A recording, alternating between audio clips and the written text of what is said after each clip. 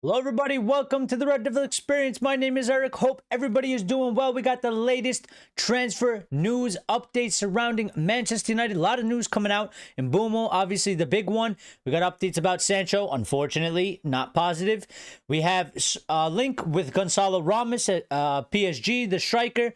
We got some updates about Anthony and much, much more. So make sure you stick around because it's going to be a jam-packed show. And make sure you smash that like button because it helps the channel grow. So if you could do that for us, we greatly appreciate it. It's a big, massive help to the channel. It helps us get seen out more. So please do smash that like button. And also, we are on the road to 3,500 subscribers. We're at 3,020. So if you're new and you're not a subscriber or you haven't subscribed yet, make sure you subscribe. And when you do subscribe, hit the notification bell icon so you do not miss a live and you're here from the very beginning and you get the entire show and all the details. You don't want to be late. You don't want to miss out on a show because we do keep you informed on this channel.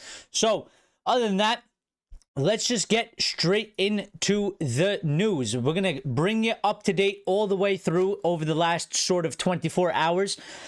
Let's just pick up from yesterday where we left off yesterday when we streamed. So, obviously, Mitrovic was linked to Manchester United yesterday. Almost gave me a heart attack because, I mean, I definitely don't want him in any capacity.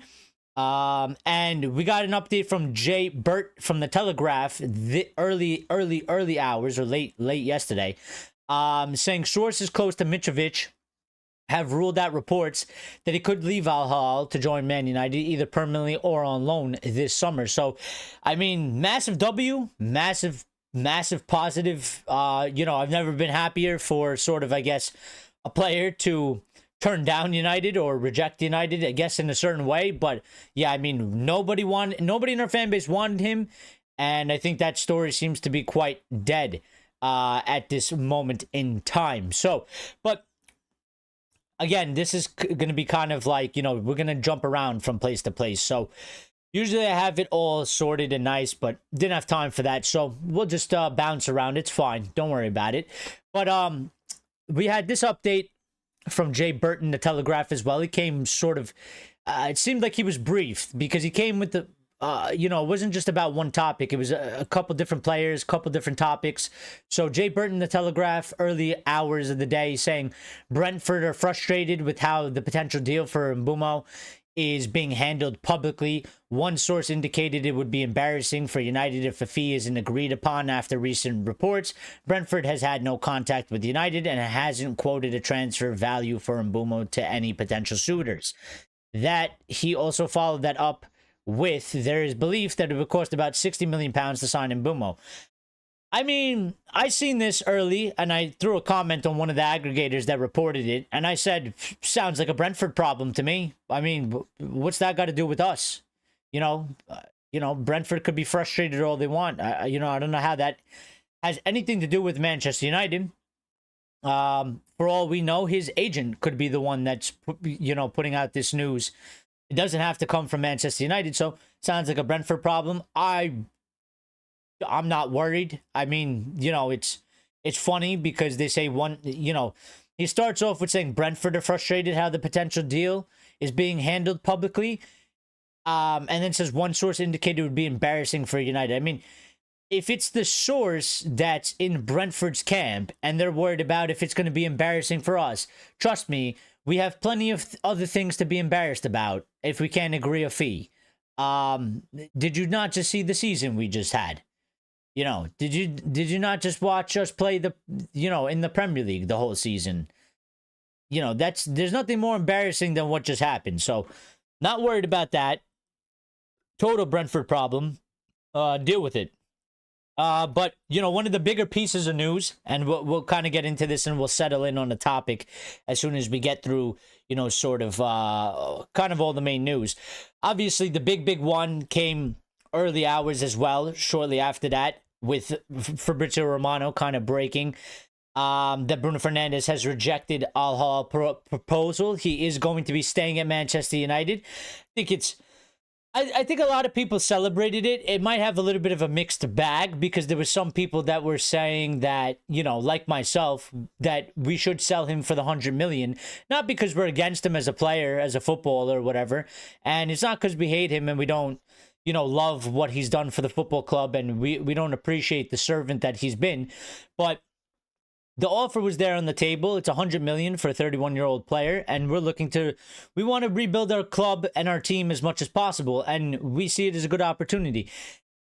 I think one of the things that kind of has been not really talked about that much is no one really, because Bruno was, I guess his agent was hearing it out. Everybody kind of assumed that Bruno was leaning very much towards leaving, but nobody ever actually talked or considered about, well, you know, what if he just rejects it, you know, and then what? And for me, you know, it's kind of just like a shrug of the shoulders and I say, yeah, whatever, because I mean, if he rejects it, he rejects it. It's, you know, it's not about the club. It's not about they didn't take up the offer. They left it on the table. They rejected it. It's out of their hands, and it's out of our hands because Bruno has the power as well, and he's not going anywhere. So we just got to move on, and you know, carry on, and we got to figure out, you know, what we're gonna do and how we're gonna do it, without, you know, that extra 100 million.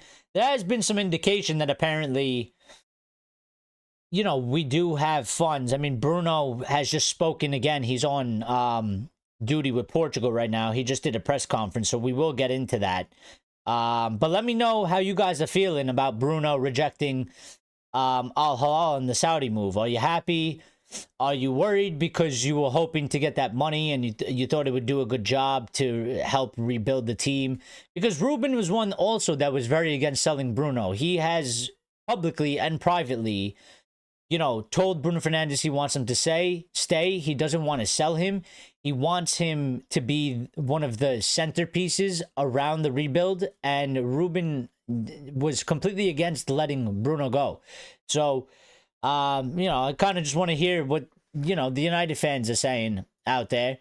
I see the chat is getting active already. And I will jump over in a little bit. But one of the things that we also got in an update was Ruben Amorim wants an athletic number 8 type midfielder. Many of you, past couple shows especially, but yesterday was a good one, talking about, you know, we do need a midfielder. And you know, we have been sort of quoted to get a midfielder.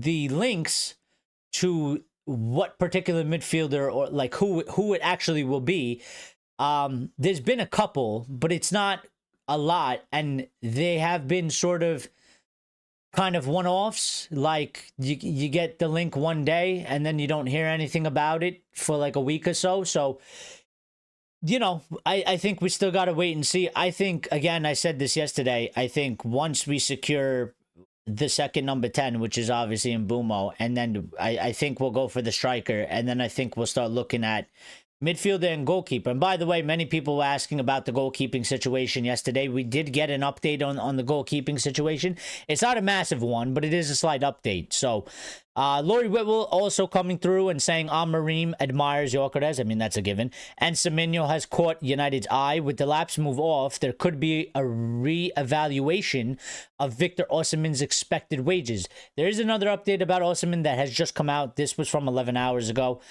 But Laurie Whitwell also speaking about the goalkeeping position, saying a new goalkeeper could come into the reckoning should Andre Onana depart, but indications at this stage are that the position is lower down the list. And that's how I've been feeling about it. It's one, you know, we have some people here that they say that the goalkeeping position is their number one priority. Fair play to them. For me, it's not. I do understand that we should make a change there. I want to change there. But I've always said the attack for me is number one priority, you know, transforming the attack. So we're getting 2 number 10s. The striker I put above the goalkeeper at this moment in time because I think we need that striker to complete that trio of signings up front there. And I think it's going to transform the team. So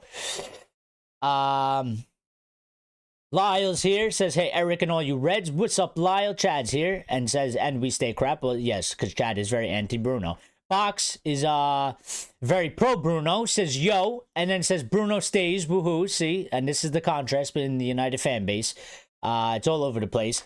Lumen says Coutinho left and Liverpool reborn, but not same for Man United. Well, listen, I mean, we just got to see how it goes, man. If we still have a very, very good window and Bruno is still here and the team performs well, then, I think everybody's probably happy. I don't think there's much to complain about. If the team has a good season and Bruno plays well and, we have a good transfer window and everybody else plays well and we finish in a good spot, then I don't think there's anything really to complain about. So, again, I said that I would sell him, but it's done. It's dusted. Time to move on. Ain't nothing gonna happen crying about it. So, but we will get to Bruno's comments because those are important. Temesgin says United don't want Gonçalo, Ramos, Pedro Goncalves, Danny Munoz, Ederson, Emi Martinez, and Mbuemo to United is better for next season. Thank you for that update, Temesgin. With your transfer list, we will hand that over to Vivel immediately. So Amir is here. Amir, it's been a while. How you doing, buddy? He says in Amorim we trust, and he says we believe in you, Sir Amorim. Lyle says, why is everyone trying to compare selling Bruno to what Liverpool did with Coutinho? Well, it could have a similar effect, Lyle. It could have a similar effect because I think I know the circumstances are a little different because Liverpool had some other players and they were, not as low as us. But I think always you can kind of look at it like, even when I spoke about PSG the other day, they got rid of the superstars. They recruited well. And they built an actual team. And I think that's kind of the main point of focus. Now, obviously, there's differences for United. And just because we sell Bruno and we have 100 million, and maybe we get some players, and doesn't mean it necessarily goes well. I felt like it would give us probably the best opportunity. But, it's kind of like that. We'll never know. We'll never know. We'll never know. To a certain point, we'll never know. We'll never know. Jomo says it's crucial that Bruno stays to ensure a bit of continuity. Yeah, there's a lot of people that feel like you, Jomo. There's a lot of people that they like Bruno, but they were willing to take the money. And there's people out there that they don't like Bruno and they want him out, and they've wanted him out for quite some time. Bruno has always been sort of a divisive figure in the United fan base. I think there's a lot more people that like Bruno than don't like Bruno for sure. But yeah, one that always divides opinion, so there's a lot to say. There's a lot to think about Bruno. A lot of people look about him in different sort of aspects. So Grace says there's only one United singer with me. Scunthorpe. I'm not allowed to sing, Grace. Every time I sing, you tell me to stop singing, so I can't say. I'm not allowed to sing. I'm not allowed to sing. Mike, where are we? Because I lost my place now. Jomo says, no, I did that one. Okay, here we are. Michael Owen says, I still think he's going to go there. I think the club wants to sell. I do hope he stays, though. No, I think it's, he's just come out and said that he's rejected it publicly. He literally just did a press conference in Portugal. I think he's put it to bed with the comments he's made. So, I don't think, for this window, at the very least, I don't think it'll happen. Maybe it's something that happens next summer. If it doesn't particularly go well for him or for the club, maybe it's something that happens. I don't know if we'll get another opportunity like that because I think Al Hilal are recruiting. Maybe a different Saudi club come for him. But I think from this morning, from the reports that have come out about him and his family didn't want to go there. Apparently he wasn't too sure about playing there, and he feels like he has a lot more to offer in Europe. And he's still sort of, at that age where he can still offer a lot. And even from the comments that he literally just made, like about 20 minutes ago, that just came out, I think it's done and dusted, Michael. So Lumen says Amorim will keep favoring Bruno for deserving players. Well, I tell you this. Somebody outperformed Bruno, and maybe you take a spot. But I mean, if we don't have the players that can outperform him, you know, he's gonna have bad games here and there for sure. And I think, you know, whether you're the captain or not, if you're having a shit game, you should get subbed out. You know, at some point in the match. But yeah, until you do the goals, assists, and chance creations, if you're doing it better than him, then I don't think you can give. I think you don't really give the manager a choice. But you know. Elias says there is no dependency on Bruno. Just tired of the hate the man receives for no reason. There is absolutely no rational explanation as to why he needs to be sold besides money. Yeah, I mean, listen, I think majority of the people, again, I think even the people that were asking or saying that we should sell Bruno, I think most of them actually support and like Bruno and rate him. You know, I think a small minority of people don't like Bruno and don't rate him. I think the majority of the United fan base, from at least what I see, they're overwhelmingly positive about Bruno and they like Bruno.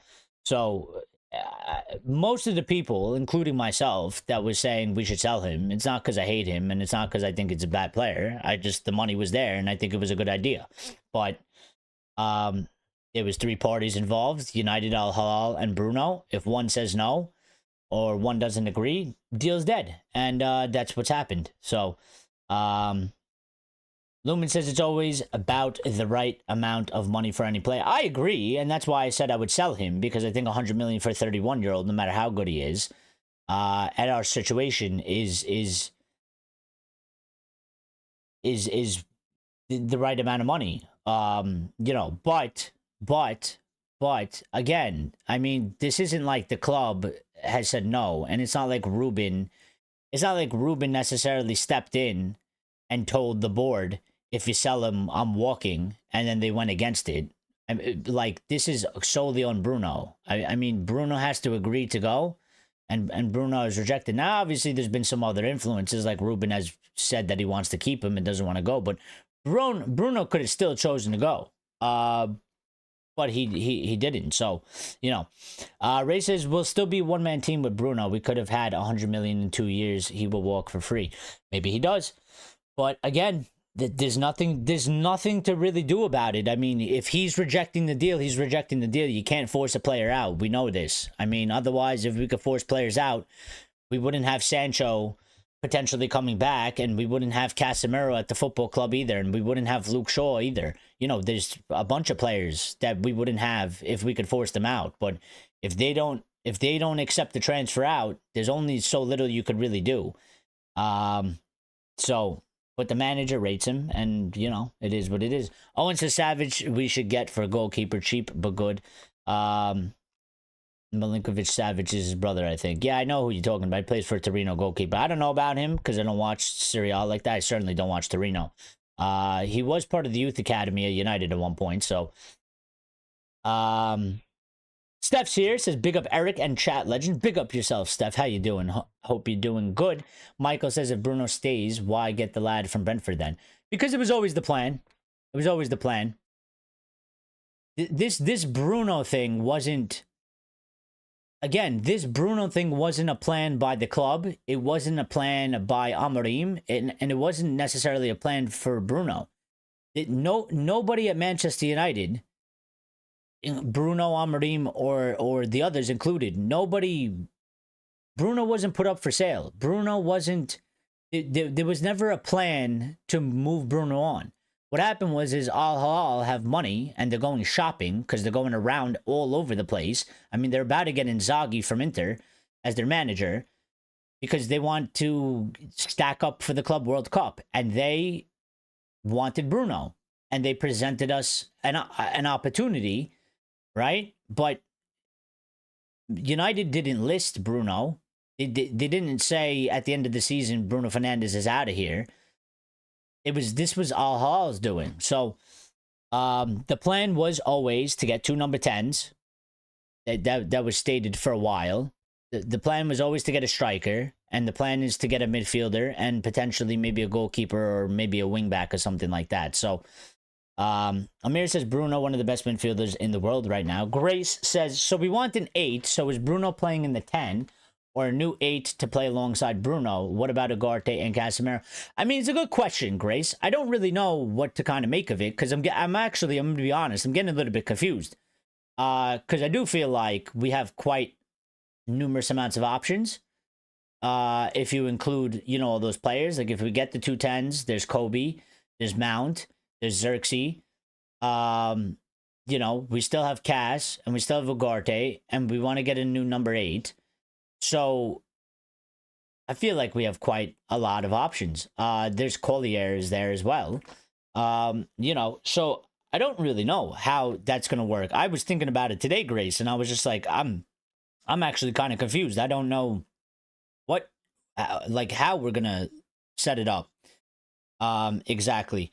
But at the same time, I mean, considering that we never really replaced Rashford or Anthony and we loaned them out, and we never really, you know, Sancho was part of the squad too. We never really replaced him either. And considering Garnacho's probably going to leave and be sold, I mean, that's about 4 players. You know, I guess you can still keep Bruno and you can still have Cunha and Mbuemo. I mean, it kind of works in that aspect. It's difficult because you look at them and you're like, yeah, they can all start and they could all be good, but I feel like that's the problem that is a good problem that we need, that I think we kind of been, we've been asking for that. No, we've been saying, you know, we need players that can start and not bench players. So we're stacking up in that aspect, and that is a good problem, I think, to have. But yeah, it'll be interesting. I think maybe, you know, again, I've always said the more options that Amorim has in terms of players that he can switch around. So, you know, he could play Meno as a 10, but he could also play Meno deeper. Maybe he plays Bruno as a 10 one match and he plays Bruno, you know, alongside in the midfield.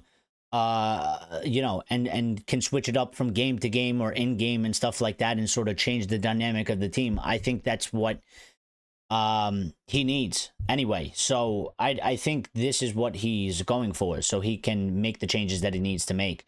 Ray says we're a one-man team if you can't drop Bruno. No, we are a one-man team when the rest of the team is shit and they can't perform without Bruno playing well. You know, Roy Keane was one of our best captains ever, and Roy Keane had bad games, but the rest of the team wasn't shit. So, you know, they'd be able to perform. Sometimes they needed Roy Keane to, you know, be Roy Keane and be the captain because the rest of the team was performing shit. But we had good players. We need better players. I think we've always needed better players. But yeah, I mean, for me, again, I would say, I mean, if you think Bruno's shit, well, then what's the rest of the team? You know, maybe get some players and get some players in the team and maybe build the squad that's actually good, and maybe you have players that outperform Bruno. But I mean, he is the captain, so I mean, he's not going to get dropped. It's not going to happen. Not gonna happen. I mean, would Roy Keane get dropped? You know, if he did something he wasn't supposed to, probably. But would he get dropped? No, you know, it's not gonna happen. When you make somebody the captain, it's because they play a lot and they're always available. That's the point of the captain.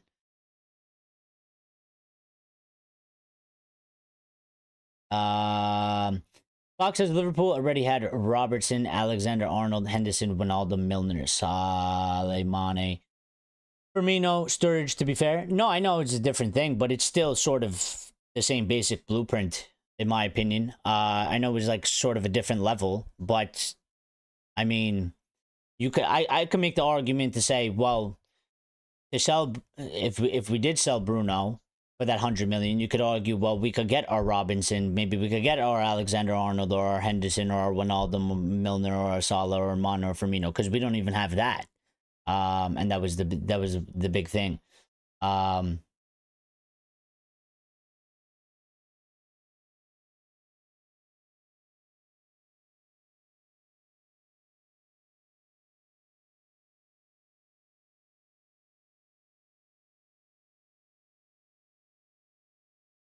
If Real Madrid wanted Bruno, he would have gone there for half his current salary.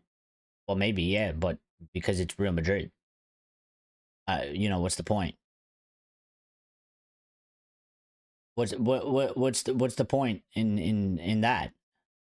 I mean, I think pick any player from Manchester United and tell them if Real Madrid came for you, they'd take half their salary, they'd go. I think they'd all go. It's Real Madrid. What do you mean? It's two different stories. I mean, it's the Saudi league, and he wants to play in Europe. And his family didn't want to go there. So,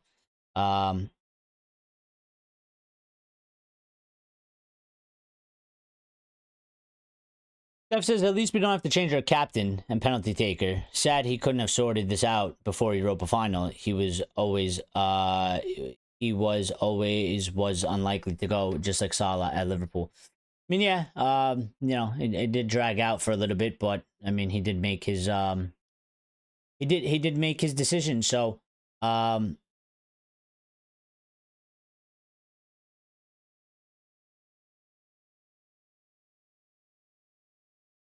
yeah, I don't know about that. You say there's only 2 million United fans on social media. I think there's way more.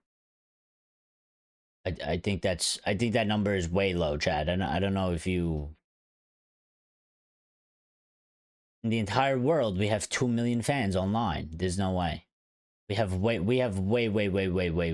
more people than that. Yep, good discourse going on in the chat. I'm not gonna read it, but I see it. Tio Pedro says Bruno can still improve at a position in Amorim's system. Well, maybe. I mean, I'm always that type of guy. Let's find out, man. Let's find out. Let's see how it goes. Again, it's out of our hands now, so I'm not bothered by it. There's nothing I could do about it. I said I would sell him for the money. I'm not gonna cry. I'm not gonna bitch and moan. I'm not celebrating. I ain't going crazy. But he's chosen to stay, so he's staying. So we move. We got other shit that we got to deal with. I'm focused on what striker we're getting. I'm focused on the midfield that we got to get and stuff like that.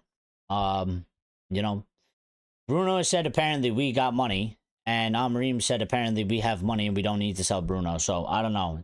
They keep saying these sorts of things. Let's see if it's true.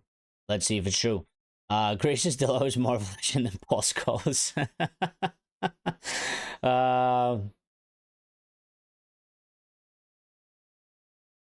Fox says it would be great seeing Bruno lead out the team as captain. Well, yeah. I mean, he will be that. He will be doing that.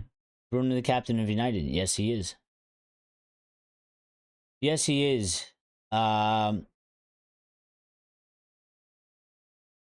but Chad, when you say we would have done better with Kudus rather than Bruno, I mean, but we weren't getting Kudus, so it's fantasy.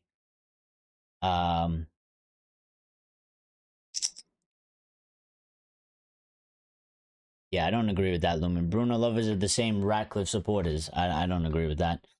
I don't agree with that at all.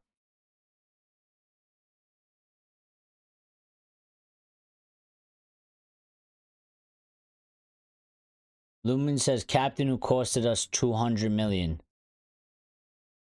He costed us 200 million. So he lost. So because he played like shit, he lost the final for us. Again, I don't agree with those sorts of statements. Somebody was blamed for it yesterday as well. A different player. Oh, because we didn't put in Garnacho. Ruben was blamed. We lost the final because we didn't put in Garnacho. Yeah, he's the captain. He's still one player. And if the team ain't going to play, didn't even matter if Bruno had a great game because the rest of the team was shit anyway. So, but I'm going to move on because we're not doing the Bruno show again. I'm telling you right now. So if you keep commenting about Bruno, I'm just going to start ignoring them to a certain point until we come back to it because we're not doing a whole Bruno show like we did yesterday. It's not happening. So 30 minutes in already. I'm moving into the other part of the news because we have a lot of other news to talk about, and Bruno is here and he ain't going anywhere, so deal with it. But Lord Willis said adding goals to the team is the main priority after a campaign in which they scored just 44 times. Well, yeah, no shit. And this is what I've been saying. Rebuild the attack. Let's score more goals. We'll get more points. We'll get more wins. Can't win games if you can't score goals. So that's why I'm focused on the attack, because I think without an attack, doesn't matter how good your defense is, you ain't going to win matches and you ain't going to get points. It just is what it is. So, but Laurie Willis said getting wing backs who can attack the final third or come inside to create central overloads is also a crucial aspect for Amorim's vision of his 3-4-2-1 to be realized. Grace has been the one that's been saying this. That's why she keeps saying we need wingers in the wing back position. And I agree with her. And I'm waiting for him to do it. I just think that last season, there was clearly, he had a reason as to why he was going defensive. And I think it's because the team was kind of dysfunctional and he was trying to not get absolutely exposed. And I'm talking about getting scored on, 3, 4, 5 goals a match. And also, I don't think he really had the options. Like, I think the only sort of winger that can play wingback that we had was Diallo, and he got injured. I don't think Garnacho can ever do it, and I think Ruben agrees, because he won't even try him there. I don't think you have to try him, because I think I just know. So, but here we go. Yeah, Ben Jacobs just let us know, by the way, that, the Bruno Fernandes rejection of Al Hilal does not have any bearing on the expected bid for Bryan and Mbuemo. And that's because we were always getting 2 number 10s, regardless of if Bruno was going or not. So, Bruno's potential sale had nothing to do with anything. There was no plan for it. It was just Al Hilal, kind of making an unexpected sort of bid and putting an unexpected option. Nobody in United were looking to sell him. Nobody in United was planning to do it. Amorim wasn't planning to do it. The hierarchy weren't really looking to do it. And Bruno wasn't really looking for a move either. But an opportunity just presented itself. Sky Sports said at this stage of his career, Bruno Fernandes does not want to move to Saudi Arabia. The feeling is he still has plenty to offer top-level European football, which is what I said before. There was an update about Alvaro Fernandes that says Alvaro Fernandes' deal is complicated as Manchester United will receive 20% of any amount over £5 million that Real Madrid pays Benfica. And I don't really know. I mean, I wish they went into further detail as to why that's complicated. I mean, they know this. It's in the deal that we signed. They've been known this. So I don't understand why it's complicated or how that's making it complicated. It's the deal we made. If you want the guy, then you just have to deal with it. I don't understand why that's a complication for anybody. What's up, Lion?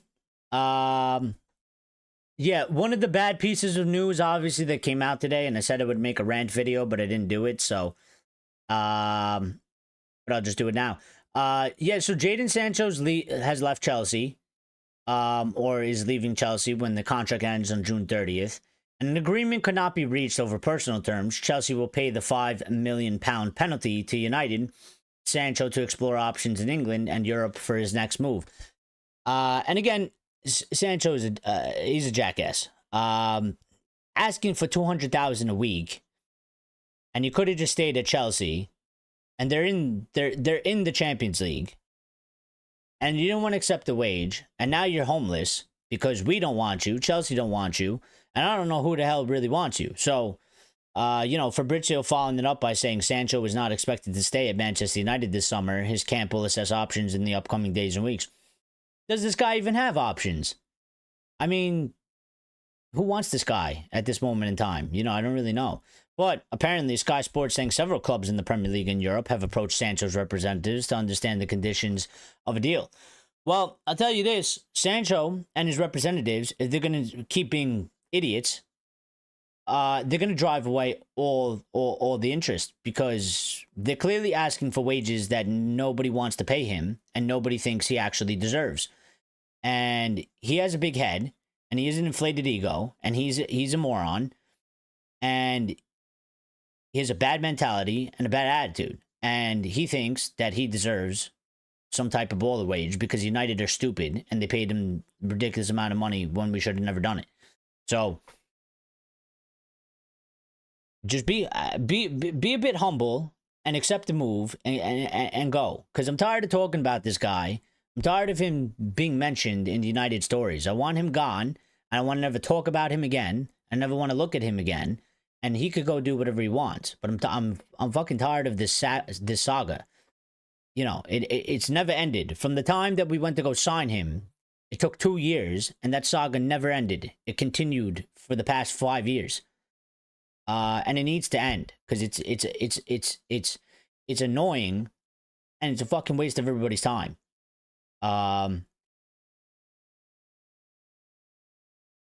Apparently Sancho has interest in Saudi Arabia as well. Well, you know, go there. That's where your money is. You want fucking 200,000 a week? Go ahead, go. You know, go F off over there. Go to Saudi Arabia. Go, just go. Take a deal. Take a deal and go.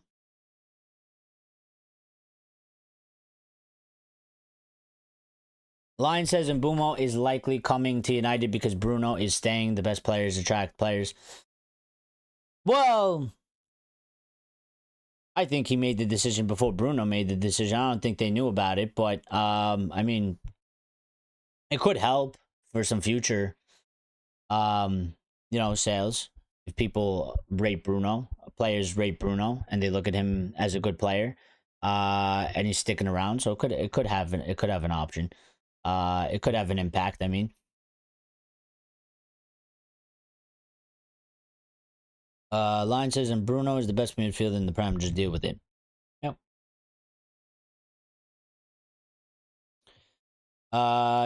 Pedro says Meno will probably go. Why do you think that? I don't think he's gonna go. I don't think he's going anywhere.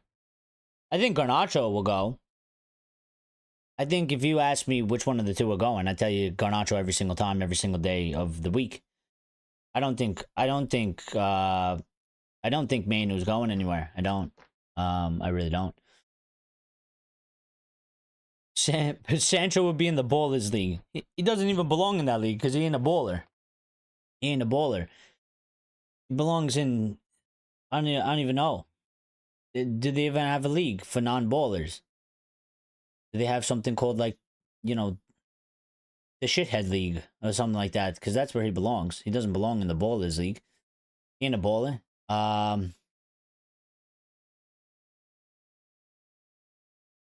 Does Amorim got the balls to try play Sancho and Bruno's position? Why would you do that? Jadon Sancho shouldn't even have access. He shouldn't even be allowed on the property of Manchester United. He shouldn't even be allowed to be associated in the same sentence anymore. I mean, why would you even do that? Why would he do that? I don't want Ruben Amorim to do that. I don't want to see Jadon Sancho back at this football club. I don't care about that. It's irrelevant. As far as I'm concerned, he ain't a United player. Contractually, by contract, he still is, but he ain't a United player. He ain't even an option. Theo says, don't see where Manu plays. Well, it is a good point, but I feel like maybe he gets split between, you know, the 10 and the 8. But he's a young guy, and I don't think there's any reason to really get rid of him just because you don't necessarily see where he plays. Because, I mean, if we have a good season and we get back into Europe, we're going to need a larger squad, and there'll be more matches, and there'll be more opportunities. So it might be a one-season thing, but I don't think it's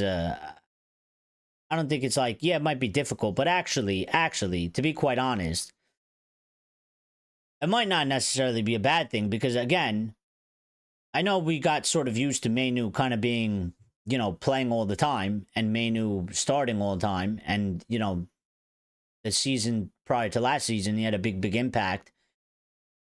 But actually, it could be a good thing because I think, and I was always worried. I'm like, 2 seasons ago, I was like, we're relying on a fucking 18-year-old, and he's one of our best players. And I don't necessarily want to do that. I think, Manu could be here and he could play and he could fight for a spot like everybody else. I think he's young enough and he's good enough. So I don't really see a problem with that. So Box says Mano's young and he's a good squad player at the moment. Yeah, exactly. That's what I think it is. I don't think you have to be extreme about anything in that sort of aspect. So Andero says, I wonder where Mount fits in next season. I think a lot depends if he can get through the preseason. This will make or break him with the new additions coming in. He might end up getting loaned out. Well, it's a possibility. I mean, it is. Again, we do have sort of kind of a lot of options now that we're looking at it, considering that we're going to be playing less games.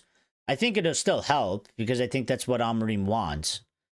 I think he wants players that he can shift around and can kind of, he wants kind of multi-positional players. He wants players that he can play at 10, but can play at 8, or can play at 10, or can play maybe wing back or something like that. Even Cunha can play 10 and play 9 if you really need him to. I think that's what he needs, but I think that's also what he wants. So I'll leave it over to Ruben to figure it out because I think that's what he's trying to get and trying to do. And it'll be up to him to sort out. Won't it be? So Box says the non-baller league. Lion says, I think Mano will evolve into a utility player under Amorim. I don't know. The preseason match, well, not the preseason match, but the 2 matches he played in Asia, he did play. I mean, I didn't watch them, but I think I saw that he was playing him as a 10 when he subbed him in, yeah? So I feel like that comment sticks in my head when he says, when Amorim said, I can see him playing there. He operates quite well in tight spaces. He needs to, obviously adapt and adjust a little bit and stuff like that and grow a little bit. But he already can sort of play well in tight spaces, and he's good in that area. And we like him further up the pitch as well. So I think for me, it just kind of feels like I think they're going to push him in that direction, but I guess we'll see. You know what I mean? Which players blossomed alongside Bruno? What player blossomed regardless? Besides, a couple. I mean, our football club is just a mess. Again, I don't understand why we focus on one player. Doesn't make sense to me. Football is a team game, and it's a team sport, and there's 10 other players on the pitch. There's no way one player brings you up or drags you down. It can't be. That's not the sport. It's literally not a sport. This isn't, it's not boxing or some shit where it's just you versus one other person. Line says a bit like Fletcher was, playing multiple positions. Line says, I think Mount will shine next season. Obviously, it depends on fitness, but if he stays fit, I can see him being very important. I mean, that's the hope, and I think that's what Amorim is hoping for, because I think he rates him highly, and I think his biggest problem, obviously, so far at United is that he hasn't stayed fit, and he hasn't been able to get... I mean, the last run of games that he got was the longest run of games that he's got, so he just needs to continue that. Line says, I think a lot would seem... Well, I mean, it is a lot of guesswork. We don't know how things are going to go. The club wanted Mount to replace Bruno, but it couldn't happen. No, I don't think so. I don't believe that. The club did not want Mount to replace Bruno. We had Bruno that played that one position, and there was nobody else that played that position, and you need somebody else that can play that position. And they got Mount. Because, I mean, if you go back before we got Mount, there was literally no player that was available that you could even sub in to play for Bruno. If you had to sub Bruno, or if you were going to sub Bruno. There was no player. There was nobody there. Mount was one that maybe could have rivaled him because he plays that position, and if he is fit, he could be good. But obviously, we got Mount in, and Mount's had injuries, so we pretty much just went back to not having somebody. Before Amorim came in, we went back to having somebody that is just Bruno, and there's nobody there to really challenge him. So,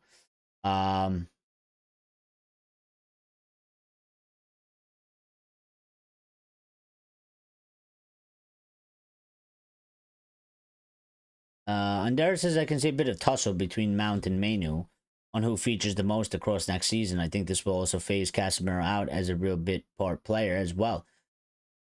Well, but you know, Andero, to be fair, I'm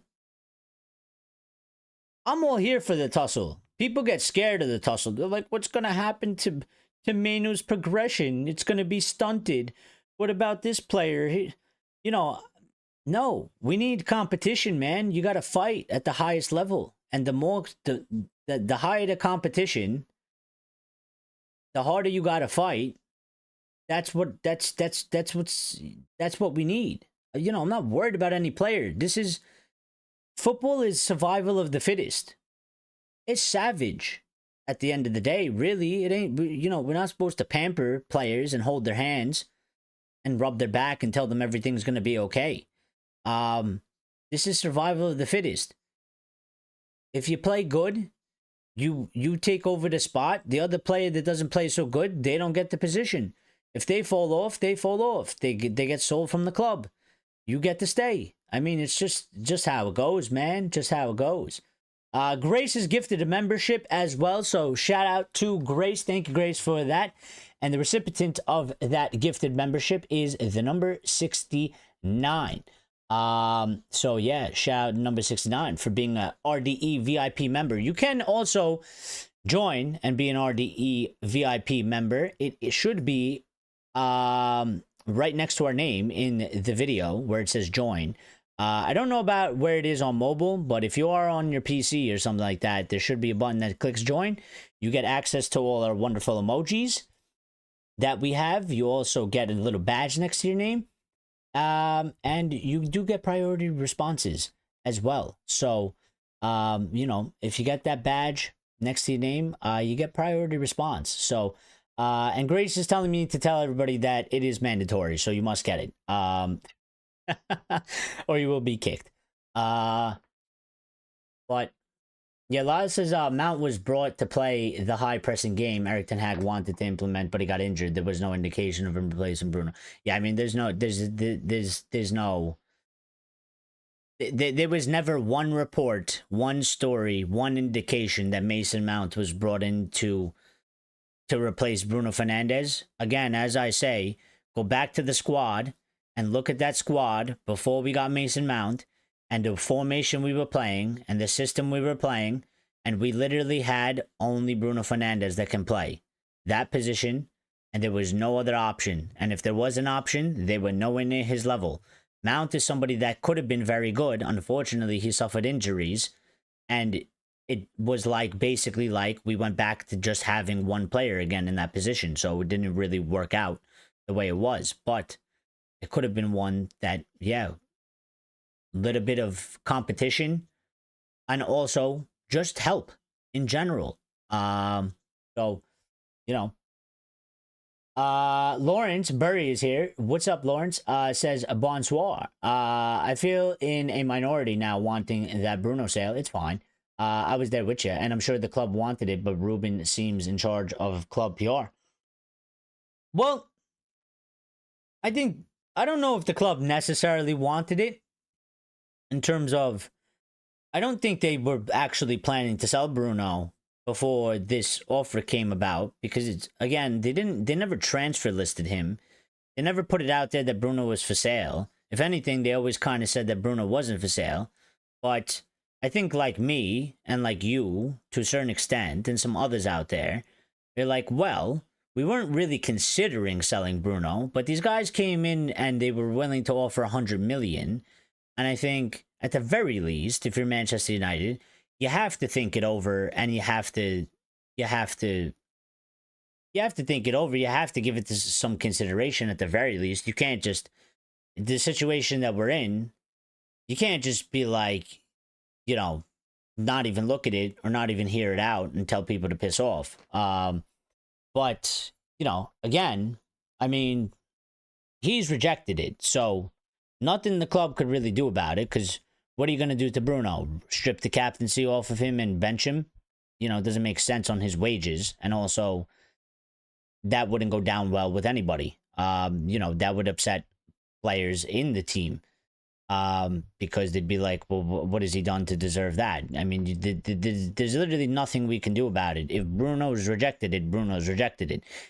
Now, if it was from the club aspect, it's a different story. You know, if United rejected it or United refused to do it, then I think we can talk about it in a different manner. But the fact that Bruno rejected it, and for Amorim, again, I mean, managers want all sorts of players always, all the time. And sometimes they're not the correct players, and sometimes it's not the correct decision. But I do just understand that managers are like that. I mean, they want certain players. Sometimes they get it wrong. That's why you have a director of football and a technical director and a good CEO and people that make these decisions at the football club. But they didn't even get the chance to make that decision because Bruno turned it away. So ain't nothing anybody could do about it. Ain't nothing anybody could do. We can't do nothing about it. Ineos can't do nothing about it. So yeah.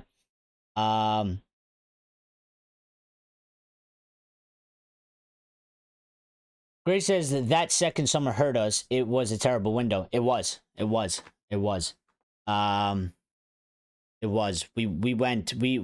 did some really bad business, Grace. We did.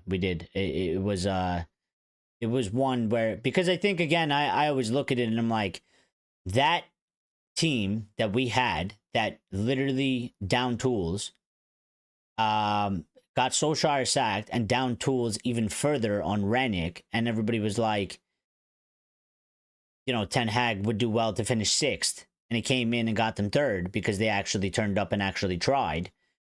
And then when we got to that second window, I mean, not only the season that we had injuries, but when we got to the second window,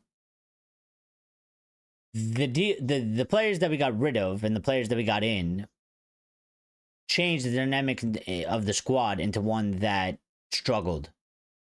You know, even without the injuries, it struggled to perform. It changed. You know, it just didn't fit well. Didn't work well.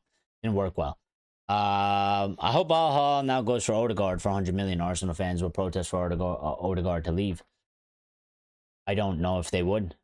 I don't know if they would. Some of them would. I think some of them think Odegaard is the best midfielder in the Premier League and maybe in the world. So I think it would probably be the same. Yeah, I don't really care at this point what Al does. They could go give somebody 500 million for all I give a crap. Nothing you could do about it. I mean, I don't know what there is to be so spiteful about. Bruno has rejected the deal. What you gonna do about it? Are you gonna keep crying? I mean, let's just get on with it. Nothing is gonna happen. You know, keep crying about it. I wanted to take the money. I wanted the money. But he's rejected the deal. Boo-hoo. What you gonna do? Move on. Nothing's happening. Andero says, absolutely, Eric, competition for place is what it should be about. Certainly, remember my days competing restlessly for my place. Every player has to push each other for the good of the team. Yeah, and I think we need to build that up even more because, again, I think there's large parts of the season, and at times, I mean, you know, it happened to Amorim, it happened to Ten Hag, you know, with injuries, but even players that aren't playing well. You know, sometimes we go into matches, you look at the starting lineup, and you're like, all right, and you watch the game, and like you're 30 minutes in, and you're like, nah, this ain't working, when any changes. You go to look at the bench, and you're like, that player ain't really going to help us. That player isn't going to really help us. Putting that guy on isn't really going to make a difference. Who the fuck do you put on? Who do you put on? Because it's like, we've already fielded our best team, and they're not playing well. And then you look at the bench options, and it's like, but I know what we're going to get for them, and it ain't... They're not going to probably do better. They most likely have a 70% chance that they're not going to do better than the player that's on the pitch that's playing like shit. So the higher competition we have in more areas, they should be able to push each other more, because if they want to stay at Manchester United and they want to have a successful career at Manchester United, they should be pushing each other. Because if you don't push yourself, at the very least, you're going to get pushed out. So yeah. Lumen says Bruno never had competition and will never have. Bruno never hot dropped nor will. Bruno will always start regardless of the opposition system or formation. Well, Bruno never having competition is not Bruno Fernandes' fault. It's the club's fault. So, you know, there was always opportunities to provide competition for Bruno. No manager did it. I think they tried to do it with Mount to a certain degree. If not even competition, just, you know, support for that fact. So we don't have to play him literally every match for 90 minutes. Because sometimes there's matches that we don't need Bruno playing 90 minutes. There's no need for it. But, I mean, if there's nobody there in that position, and there's nobody that's going to do anything in that position, then there is no competition. So there should be competition, 110%. There should be competition for every single player. I think there's plenty of competition right now, because to a certain degree, but again, I don't, it's a weird aspect, because how do you have competition for your captain in a certain way? Because everybody that has a captain, their captain plays. Like, the captain is the captain for a reason, because they're going to play for most of the games, most of the times. It's why they're the captain, and they're also considered a leader. You know, you can still sub him off in matches that, you know, maybe you're up 3-0 and you don't need him to play fucking 90 minutes. I like to see more of that, but how you gonna drop your captain out of the squad when he's your captain?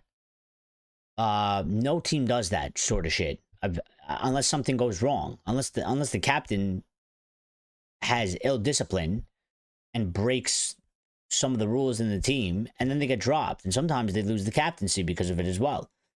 But if that doesn't transpire, I don't see how you necessarily drop your captain.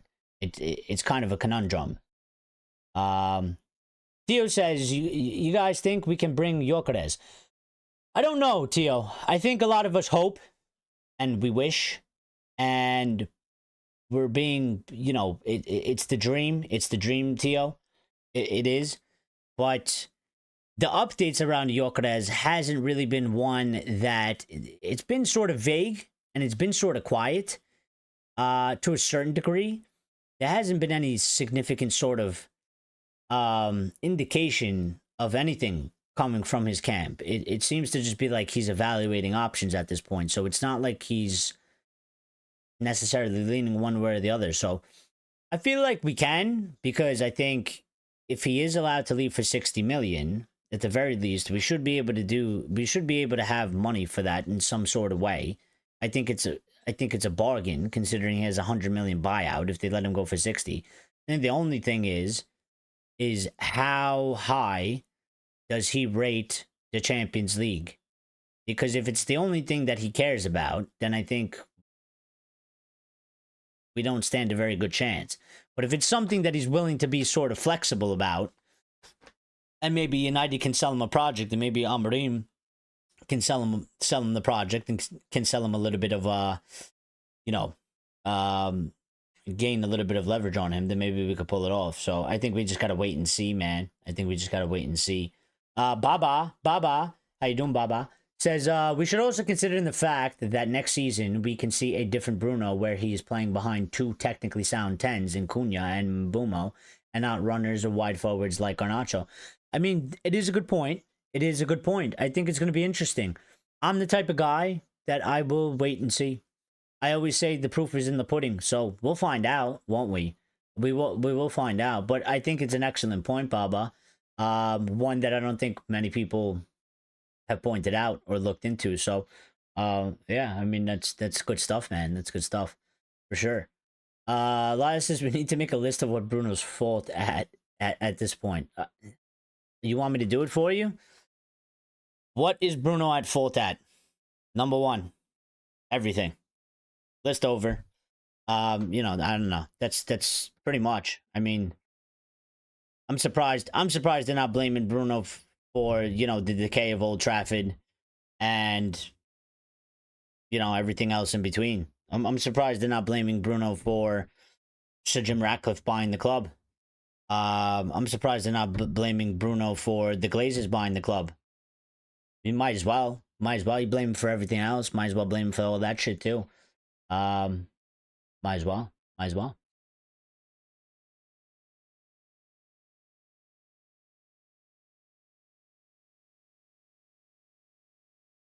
Yeah, according to these fans, he's the reason we finished 15. Well, these are the same. It's the same type of people that. It's the same type of people that just go on solely about the manager. I mean, they don't. They again, it's completely 110% tunnel vision, and I don't understand why we have to latch on to one person all the time, because it's not one person. Football is a team game. I don't understand why people want to focus so hard on one player or one man or one person when football is literally a team aspect and it involves a team. And if you don't have a team, then you're fucked. Like, to me, it's really simple in that regard. There's nothing to really overthink about. There's 11 players on the pitch and there's another 11 players in the squad. You have a squad of about 22 players. If the squad is shit, then what are you accomplishing? Nothing. So if the majority of your squad ain't good, then what is one player? You know, what is one player? Because our fan base keeps doing this sort of shit. I mean, I had my disappointments with Ten Hag, and I gave him as much time as I felt like I could, but I was extremely disappointed with the way the season started because I had a mindset about it. And every other manager as well, I gave them plenty of ample amount of time, and even players. You know, Anthony wasn't convinced at the first season, was hoping for a better second season didn't go well, third season fucking didn't go either, and I was like, you know, at that point I was like, that's it, it's done. But I mean, yeah, we just I don't know why. I mean, you know, our fans do this all the time. It's Maguire. Maguire gets benched, we're still shit. Maguire comes back, he actually plays good, people like him anyway. So it's not Maguire anymore. It used to be Maguire. Then it was Rashford. Rashford ain't even here. We're still shit. It was Ten Hag. Like, people were absolutely convinced it's Ten Hag. The second we get rid of Ten Hag, everything will go good again. Meanwhile, I was sat here saying there is things that they're at fault for, all of them, and more that I didn't mention. They all have faults. They all have problems. You can criticize them for that shit. But if you think removing one player or one person, such as one manager, is going to change the entire dynamic of the squad to get us to be actually good, you're missing the big picture, because it's not. We're not at that point.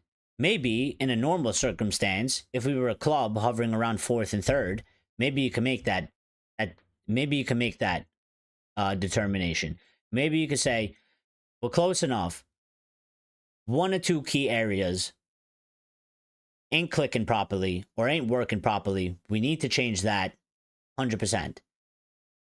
I look at the Arsenal situation right now. Arteta's been there for 6 years. He hasn't won a Premier League, and he hasn't won a Champions League. At what point does that guy get sacked and lose his job? Because at what point do they say, this guy can't get over the line? We're right there. He clearly can't do it. We got to get somebody else in so that they can take a step forward. We're nowhere near that. We're nowhere near that. Until we recruit properly and we actually build an actual team, removing one manager or one player ain't going to do shit. It ain't going to fix nothing. Because even if you remove the manager, or you remove one bad player, or a player that you consider the utmost problem, even when we remove him, when we bring in new players and we recruit, if we do a bad job, the team is still going to be shit, and you're just going to go and find somebody else to blame then. When really, it's really just the club's fault because they should be just building a team. It's really simple. It's not that complicated. Just build a team. The bad players will get pushed out eventually because they won't be good enough or they won't work. But jumping around from one player to one player or one person to one person, to me, is pretty pointless because, again, football is a team game. It's a team sport. It's about a team dynamic. It ain't about individuals. That's why I don't like the Ballon d'Or. Because when they say, give this guy the Ballon d'Or, he scored 25 goals in the season, but he also won the Champions League and he won the World Cup. It's like, yeah, okay, he did technically win it, but he didn't win it by himself. I mean, he played in two teams, and the teams performed good enough to be able to win. So it's not like he went throughout the season, obviously, other than people like Messi or Ronaldo, who literally are scoring 50, 60 goals in one season and literally winning matches by themselves. And still at that point, I mean, the teams that they played on, if they had shit defenders, if they had shit midfielders, they wouldn't have won as many games as they did. They maybe wouldn't have won the trophies that they did. So you still need you still need a team, even with the greatest of goats of goats. Andera says, make no mistake, Bruno won't be playing every single game as before. He shouldn't. Amorim will want rotation with the squad. What he will be looking for is a Bruno replacement in the long term. And we should be as well. Because, again, and I said this last time, Bruno is, like everybody else in the world, is only going to get older. And at some point, Bruno won't be at Manchester United. So that was kind of my argument to the people that were like, we can't replace Bruno. And it's like, well, at some point, we're going to have to do something because he can't play till he's 47. And it ain't going to happen. So he will have to go. So we do have to have some sort of plan for that as well. And he is, every year we move forward, he's getting a year older. So he can still give us something maybe for the next, 2-3 years. But at a certain point, he's going to be too old. And it's going to be time for him to move on. And we're going to have to move on. And he's going to have to move on. So, Theo Pedro said if Saudi offered 150, 200 million, could United force Bruno out?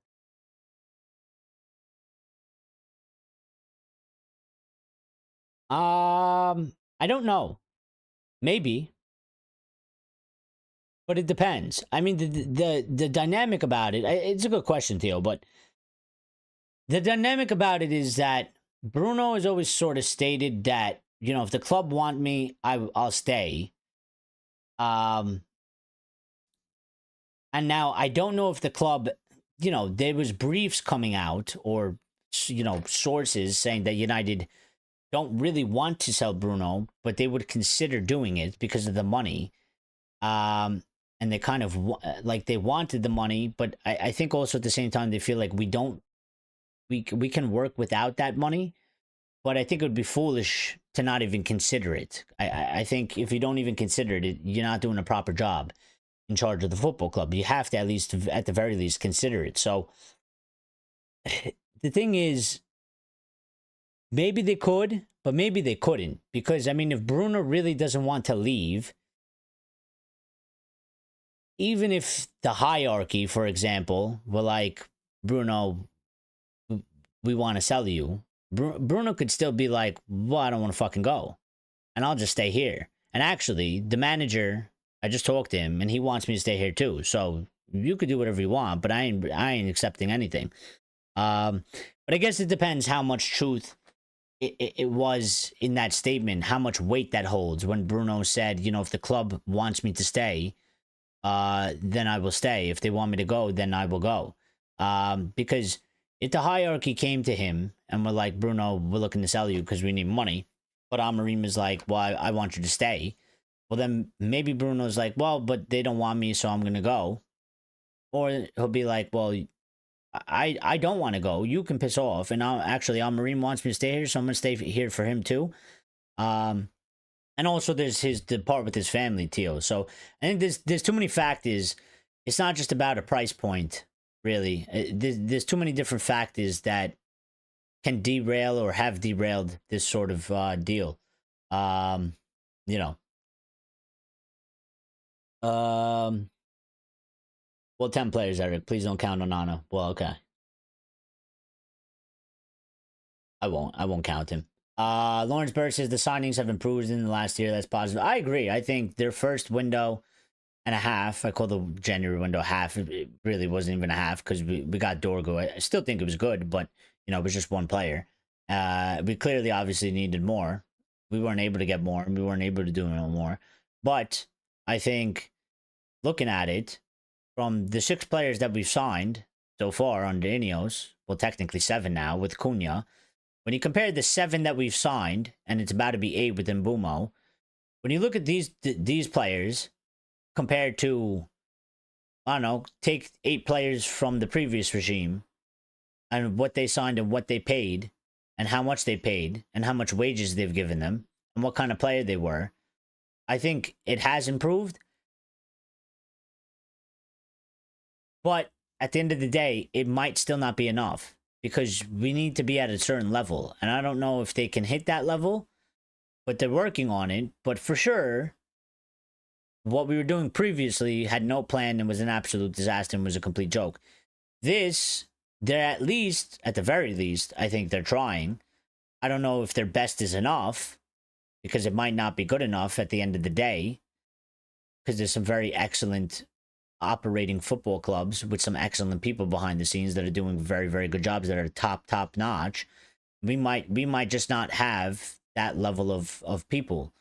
But certainly I think, yeah, things have improved so far, and let's see what happens because we have, you know, I mean, the window just opened and we have a lot more, we have a long way to go, so it's going to be interesting to see. Box said the fans blame Jones and Smalling back in the day. They blamed Fellaini, then it was players like Lingard and Dan James, then it was someone else, blah, blah, blah, blah, blah. But yeah, I mean, I was kind of there, but that was before I understood certain things because I was young, well, younger, and I didn't really pay attention to really what the fuck was going on in terms of, like, you know, hierarchy and stuff like that. It was only after a certain period that I started getting into that because I'm like, well, what the fuck is going on in our football club and how have we become just absolutely just disastrous, and that's when I started going in because I never paid attention to a director of football or a technical director or, you know, a CEO and shit like that. Like, I knew David Gill and I was like, yeah, good job, but I didn't look into his job description. I didn't look into like what his responsibilities were. I was just like, yeah, dude's in charge, you're doing a good job, you know, they talk about him highly, great job, good for you. And then I go talking about players. So Lyle says it's like they have a board of players up on the wall with the headline who then they blindly throw darts at the board and scream out yes. No, I mean, I know you're like being sarcastic about it there, but actually what I really think it is, Lyle, is that it's easier to blame players. It's easier to blame a player and it's easier to blame a manager than it is to be constantly talking about recruitment and director of football and CEO. I think people get quite bored of talking about, you know, the director of football, the recruitment structure and shit like that. I think people get quite bored about it. And I think some people don't have the mental capacity for it either. But I think it's just way easier to just be like, you bad, you know, and point at one person and say, you bad, you problem, get out. Problem fixed, problem not fixed, because that guy's problem too. You know, so I just think it's way simpler and way easier to just point the finger at one person than to try and look at the whole thing. And also, it is actually, to be honest, it's quite overwhelming. And maybe some people just, maybe it makes them feel anxious. Maybe it makes them feel, you know, like it's too much to fucking handle. Because actually, at the end of the day, football fans, we shouldn't be, again, I said this last time, you know, as United fans, I think we talk, unfortunately, we have to, but I think we talk, or there's a lot of focus too much on, like, director of football CEO and shit like that. I don't think fans of other clubs do what we do because they don't have owners in the mess that we do. So, Gray says Ballon d'Or. Isn't that perfume? It should be called Ballon d'Or. Delo for Ballon d'Or. It should be called Ballon d'Or because it's really a popularity contest, isn't it? It's not really about skill anymore. It used to mean something, but it don't really mean nothing no more. Especially after they robbed Ronaldo a couple times, they robbed Lewandowski of one. Yeah. Baba says people complain about Meno not playing enough, but give him time and he takes the Bruno role. I'm sure.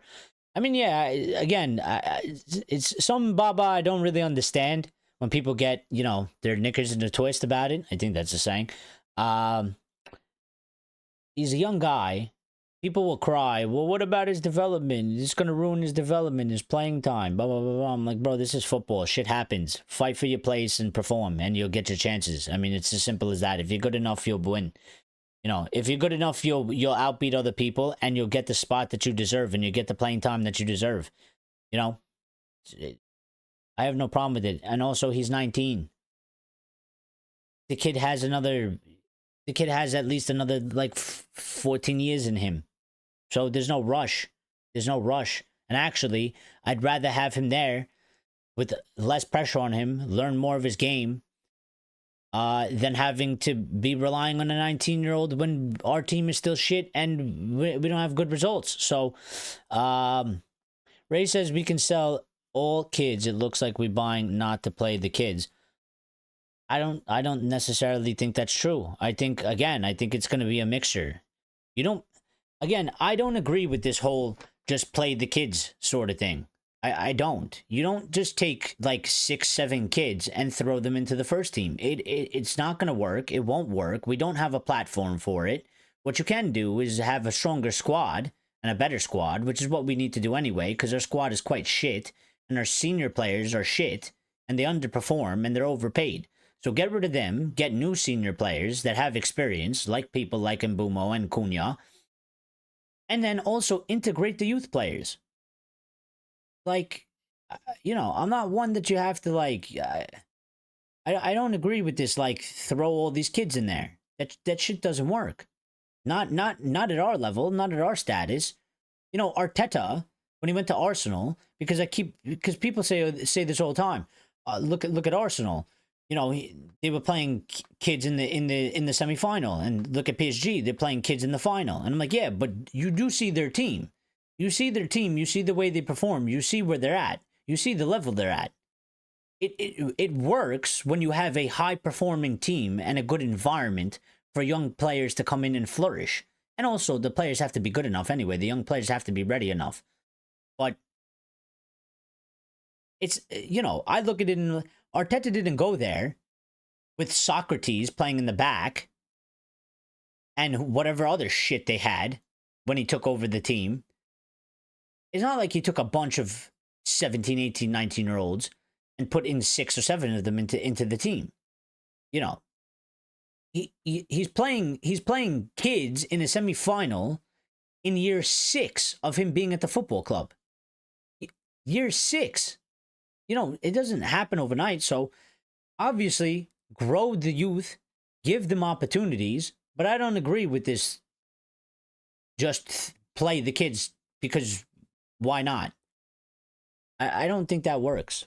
I think there is a process and a system that should be happening, and that should be, we should have good senior pros, and we should have a good environment for the young kids to come in, and we shouldn't have all the pressure on the young kids, especially if things aren't going well and everybody's toxic about it. And the kids should be getting opportunities to learn and grow at a normal, consistent rate. And if there's 1 or 2 that seem to be sort of a unicorn, an exceptional talent, that, maybe they are 18 and maybe they're able to perform just as good as some of the, players with some more experience than them, then obviously, they get a little bit more game time or they get some more opportunities. But it's very rarely that you get a bunch of kids like that They can still be good, but it takes time for them to develop and for them to learn and grow. So, Lauren says the Bruno deal was rumored to be a 300 million euro package a few weeks ago, but clearly they dropped their opening bid, and the club the club wasn't decisive response. No, the package was 300 million euros because they were going to give us 100 and they were going to give Bruno 200. So that was the 300 million. Meno has no chance to play. I disagree with that. If Meno is good enough and Meno is performing well and he's training good, then Meno will play. It's literally as simple as that. I don't understand why Meno has no chance to play. If Meno is showing up to training and Meno is out training senior pros, and when he gets put on the pitch, because he will get put on the pitch at some point, if he's taking his opportunities, just like Amad Diallo did, then you will force your way into the team. It's literally, I don't understand this. I don't understand. He might not be first choice right now. He might not be the one starting, but there is absolutely no way that Menu is going to not play at all and have no chance at all. It's up to Menu to go on the pitch and perform. It's up to Menu to go into training and have the best training he possibly can on a consistent basis and force him way into the squad. You have to force the manager to play you. If you are not the guy that he picks, if you are not the first choice, you have two options.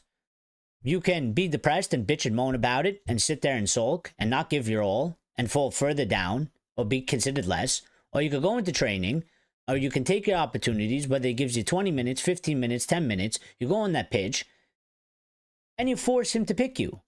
I mean, Diallo did it. The only thing was that Ten Hag was still stubborn enough to not even give Diallo the chance. I don't think Amorim is like that. I think if you are clearly outperforming players, you will get more opportunities. Temesgin says United want Garnacho, Ramos, Kangan, Lee, Mbuemo, Emi, Martinez, Semedo, Ederson to United is better for next season. Please. This is a reach and a half. How is Bruno the best midfielder in the Prem? You talking about the one from Newcastle? No, the one, his name is Bruno Fernandes. Sancho's a better baller than Garnacho. No, he's not. Sancho is shit. Sancho literally sucks. He's ass. He's literally trash. Yeah, Sancho's not a baller. He's literally garbage. Grace says we shouldn't make we should make Temesgin Delicio United's director of football. He's already doing a better job than the current shit we have. We did say that last time. We did say that last time.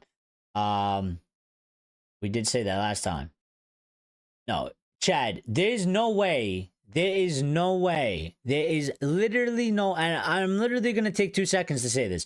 There is no way you can comment the Sancho hate is crazy when you literally come with the Bruno hate. There is no way you can literally say to me the Sancho hate. I am justified to hate Jadon Sancho because of what he's done. I don't respect a player that goes against the manager, whether right or wrong, puts a note out, acts like a jackass, goes on his social media and writes freedom, and acts like a dickhead.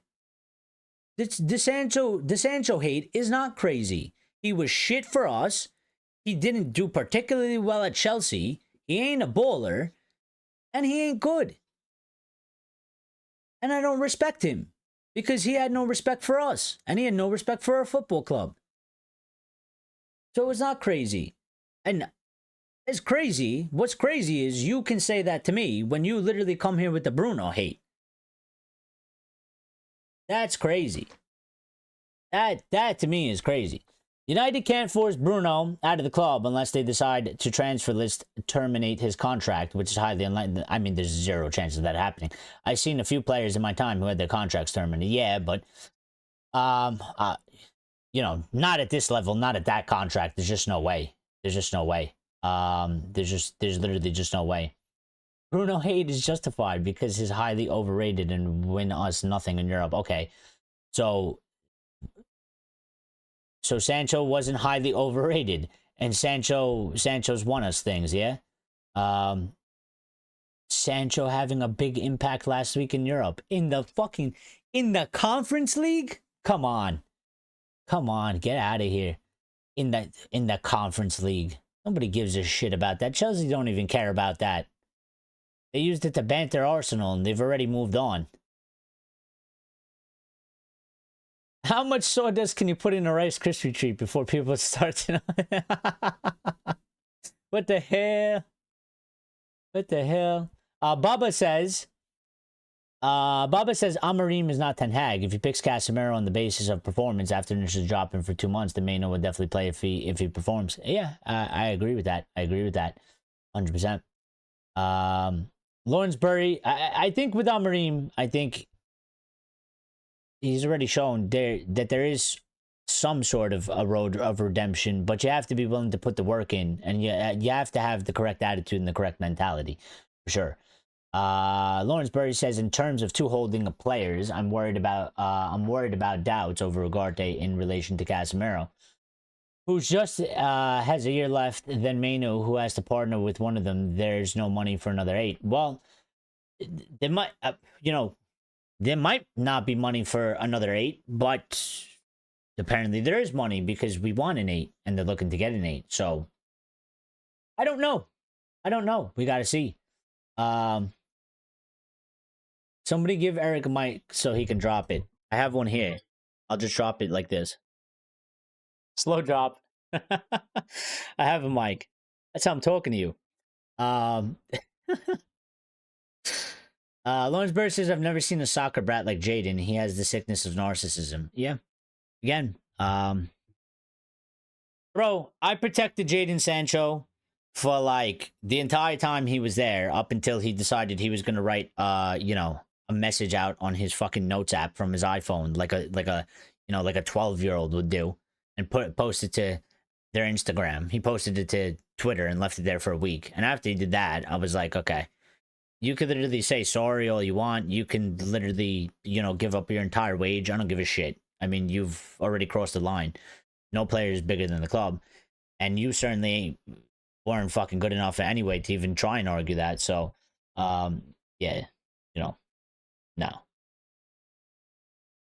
I'm not insulting you because Bruno is crap. You said the Sancho hate is crazy, and I can say the same thing. I can say the same thing to you about the Bruno hate, and actually the Sancho hate's more justified than the Bruno hate, because Bruno, at least he hasn't done the things that Sancho's done. And actually, at least Bruno's had a consistent impact since he's been here. Sancho's never done a thing for us.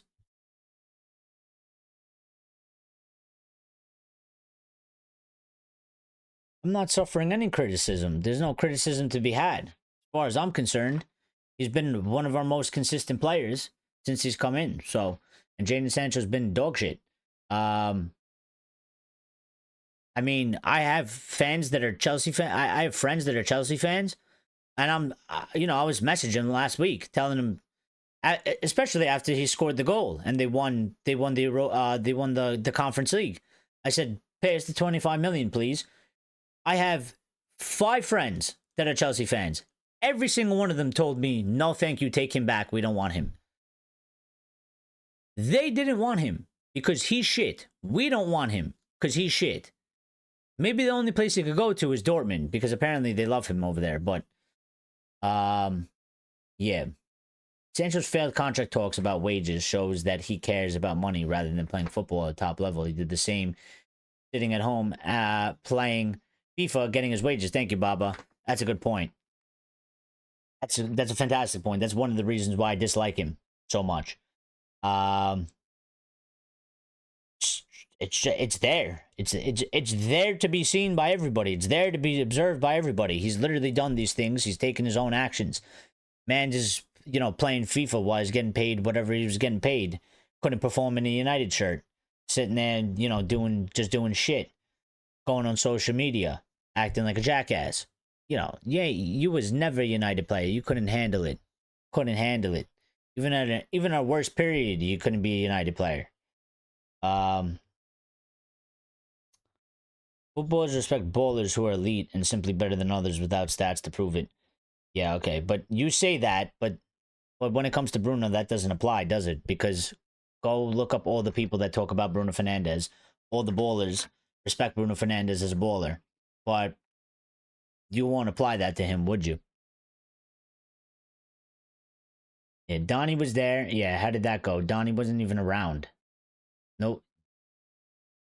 Donnie was not competition. Hannibal definitely was not competition, because where the fuck is Hannibal? And Henderson had competition. No. I'm finishing these updates though, because we didn't even get through all of them. So,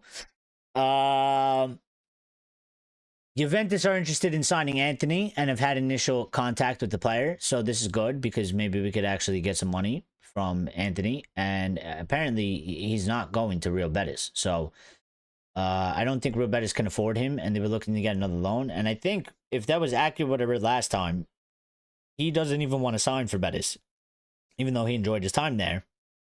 I think he wants to go to a bigger team, which obviously Juventus would be considered a bigger team than Betis for sure. So we'll see.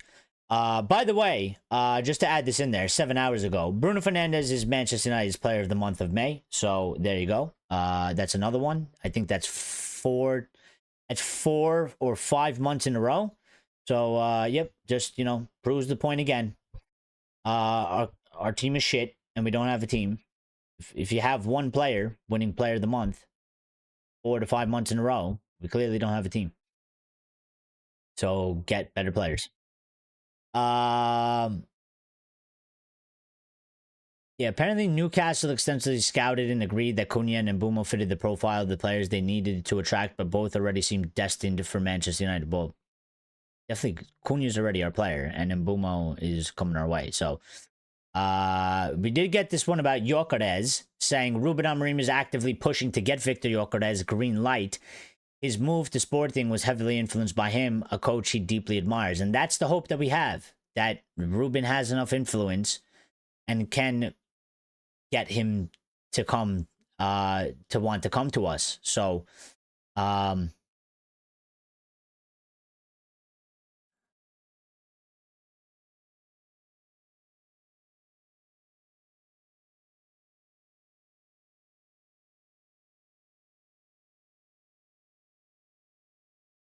one of the updates about Mbuemo was Manchester United are aware that personal terms won't be a problem with Mbuemo and now needs to negotiate with Brentford, who want over 60 million. Well, now it's over 60 million pounds. No. You gotta relax. You're getting 50 to 60 million. Relax, Brentford. Relax, Brentford. One of the updates though that we haven't talked about, because it's been a lot of Bruno and Mbuemo and some other things, but apparently, yesterday we had Mitrovic links, and thank God those are dead. Because again, I think the football club was trying to kill me. But we got this one that is apparently Manchester United have been offered Gonçalo Ramos by intermediaries, and that is one to watch as the striker market develops further in the coming weeks. I'm going to tell you right now, I am against this transfer. I have seen him. I don't like him. I don't think he's that good. I think he's overhyped. And also, I'm going to be fair. I knew about him when he was at Benfica. My good friend, is a long life Benfica fan. Again, I watched him at Benfica. He was good at Benfica, but I didn't think he was that good. Because obviously, my friend that's a Benfica fan, he likes to overhype every single one of his players. They have some good players, but I just didn't think that he was that sort of elite. He's gone to PSG. He's taken the piss, really. I mean, he has... What was his GA for this? It's not high. I know that for sure. So, I mean, it's not the worst record. But I don't really like him, to be quite honest. I'd rather get somebody else. He had 12 appearances in the Champions League, he had 3 goals, 1 assist. And in the French League, he had 22 appearances, 10 goals, 3 assists. So he had 13 GA, 17 GA in 34 matches.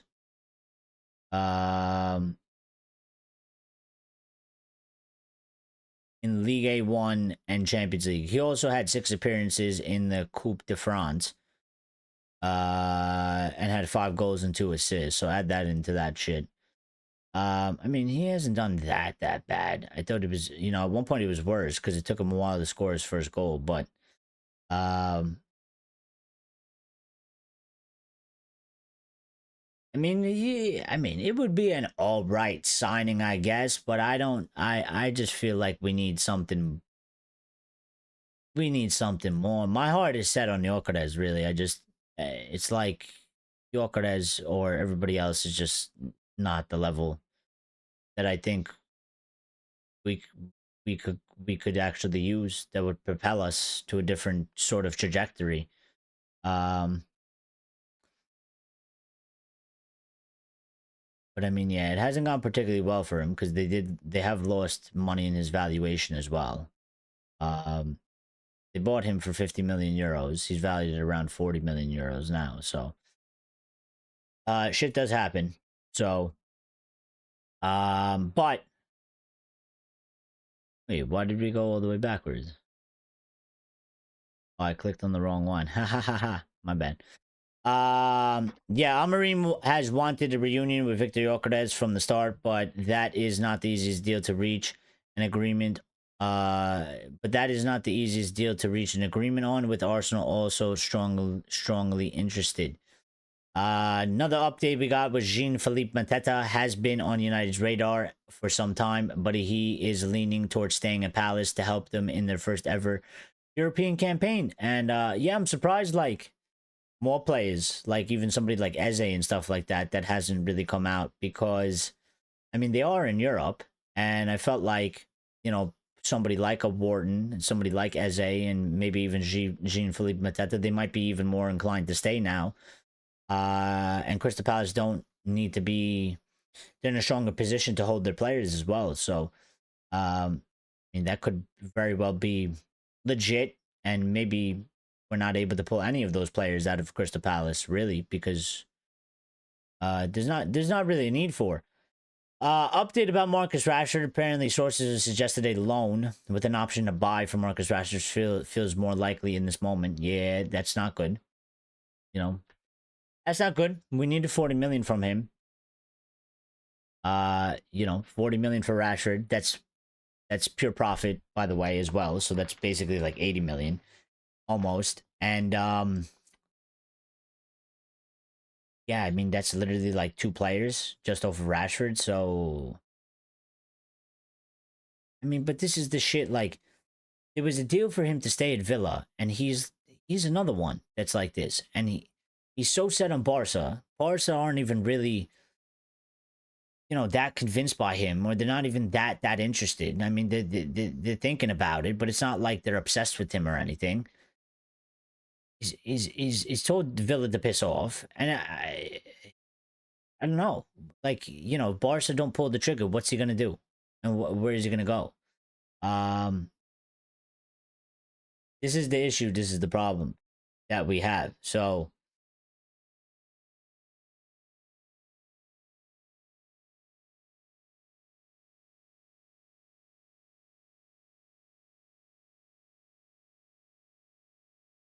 Theo says, I feel Bruno will play number 8. He doesn't perform in the 10 position, not fast enough, can't carry the ball at top quality. What he can do is pass the ball. Yeah, maybe. I think maybe we'll see, like, maybe there'll be some sort of rotation, Theo.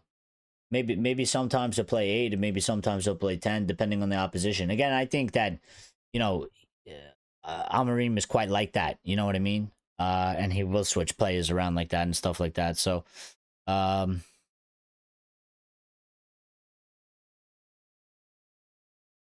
another update we got is Bayern Leverkusen are one to watch with Anthony, not just because of the reunion with Erik ten Hag, but also to replace Florian Wirtz.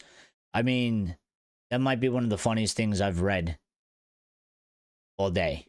You're gonna replace bloody Florian Wirtz with fucking Anthony? Are they having a laugh?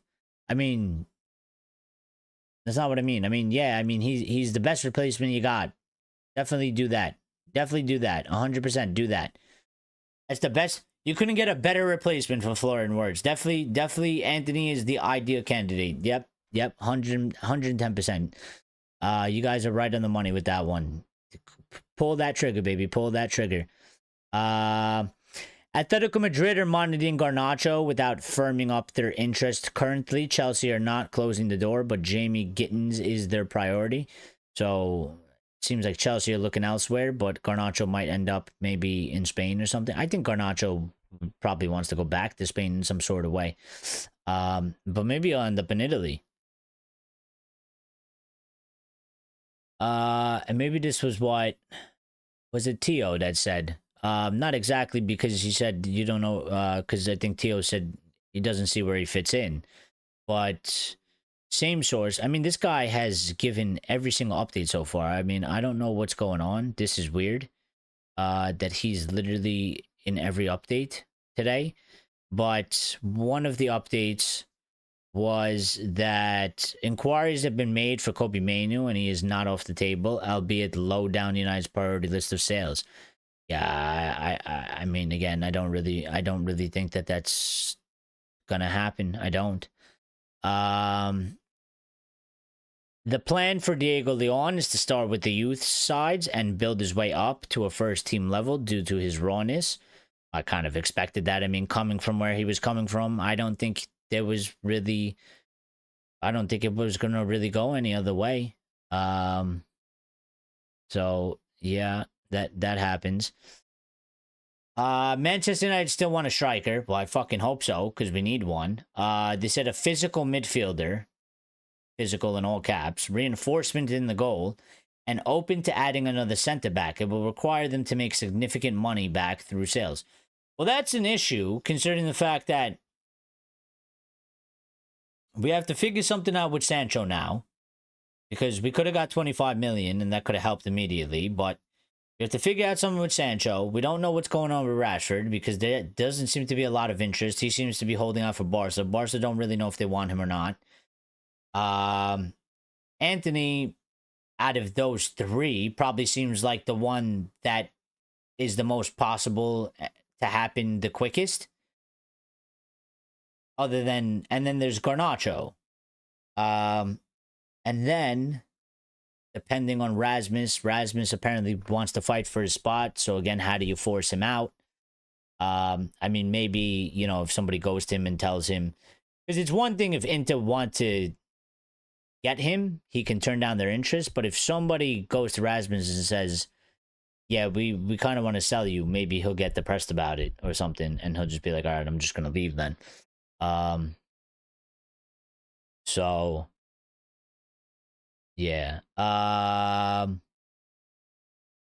We did get this other update. The feeling is that Harry Ramos is determined to stay and fight for his place alongside Dorgu. I think 100% correct move. He should stay, and he should absolutely be fighting for his place alongside Dorgu, because I think the two options that we have is Dorgu and Ramos. Luke Shaw doesn't count. Storylines, but he doesn't count anymore. And I'm not going to consider the guy anymore. And he shouldn't be considered in any way. So he shouldn't be considered in any sort of way, because he's not a reliable option. So as far as I'm concerned, Luke Shaw is not even really part of the club. But this is what Bruno said in his press conference with Portugal. Bruno said, there was an opportunity with Al Hilal. The president called me and asked if I wanted to go. They were waiting for me to answer. I spoke to Amorim. He asked me not to go. Manchester United didn't want to sell me, and they don't need the money. But if I had wanted to leave, they would have made it happen. Straightforward. And that's really what I think it was. Because again, I think the club didn't necessarily want to sell him, but if Bruno makes the decision to leave, you're not going to try and keep a player that doesn't want to stay. Obviously, Amorim would still be upset, but I think he would come to terms with it and be like, well, if that's your decision, I don't like it, but there's nothing I can do about it. And we got to move forward because I got a job to do. But yeah, I mean, that's pretty much how it was. He's chosen not to go, and that's why it hasn't materialized. United never listed him for sale. United were never really planning to sell him. Al Hilal was the one that made this thing a thing. And United never had to turn it down or really or accept it or consider it because Bruno never accepted it, so it didn't even get that far. But I think if Bruno did accept it, they probably would have just accepted it. One, because they take the money, but two, that's Bruno telling the club that I don't want to be here. And if a player tells the club I don't want to be here, you don't fight to keep a player that doesn't want to be here. You let the player go and move on. So it's it's straightforward, you know, straightforward. I doubt United will entertain any approach for Manu. I think Lyle. I think Manu. I don't think the club is necessarily looking to sell Manu, but I think with loads of players at this current moment in time in United, I think one of the things is when they say no player is off limits, it's because I don't think they've transfer listed Manu, and I don't think they necessarily want to sell Manu. But if somebody comes and says we'll give you like 80 million for Manu or something ridiculous, you know what I mean? They might accept it, or they would at the very least consider it. And I think that's why they say nobody's really off of the table at this football club, because it's like there are players that we might not necessarily want to sell or looking to actively sell, like some of the other players, like Rashford or like Anthony or like Sancho. But if there is a club out there, maybe it's something similar to like how Al Hilal are moving, where there is a player at our football club that they might be genuinely interested in and actually really want, and we're not really trying to do it, but if they come in with a generous, significant offer, I think the club will, at the very least, consider it, look into it, think about it, and then maybe, possibly, they pull the trigger on it as well, depending on what kind of deal it is. So, Theo says, any club we can do a trade, maybe Napoli. Probably not, Theo, because, I mean, those things don't really happen. And they're quite difficult, and they're very rare. I mean, I think maybe if there was one, maybe you could do Napoli, but it doesn't really work well, because you have to have both the players you're trying to trade for have to agree to the clubs that they got to go to, and you have to kind of negotiate. I don't know. It's just it's one that's not a popular thing. It doesn't really happen, right? I know it's like, you know, a thing in like a thing like in like FIFA or some shit, but it doesn't really happen in real life. So, you know. What else do we got? Bryan Mbuemo is targeting a salary of 250,000 a week if he joins Manchester United. That's from the Times Sports. That's kind of quite high. I mean, I don't know what he's on right now, but yeah, he could be targeting that, and that's fine. I think when people read that sort of stuff, and Box says, great news, Bruno staying. Yep. And Lyle says, what a response from Bruno. He is not done here by any long shot. Yep. And Box says, Bruno, my captain. Well, he is our captain. He is. And he's our player still. So we move. Now I think when people hear Bryan Mbuemo is targeting a salary of 250,000 a week if he joins Manchester United, I think people lose their shit. But I mean, I'm not saying give him 250,000, but I understand it, because as a player and your agent, you should be asking. You should go high when you ask for things. I mean, it's literally just standard. You go high, so you get the one that you actually are okay with. So if he wants 200,000, or maybe he wants like 180,000 or something like that, you obviously ask for 250,000 first, because if he asks for 200, they're gonna hit you with 150. So I think when people read this, they're like, "Oh, we shouldn't even do the deal now. 250,000." And it's like, bro, it says he's targeting a salary of 250,000. Doesn't mean that he's gonna get 250,000. I mean, one, that's on the club as well. So it's their job to negotiate that down, and it's their job to get it to a fair and good place, one that makes sense. But yeah, he I mean, he could target that salary all he wants. There's still the club still have to agree to it, and their job to target it down. So,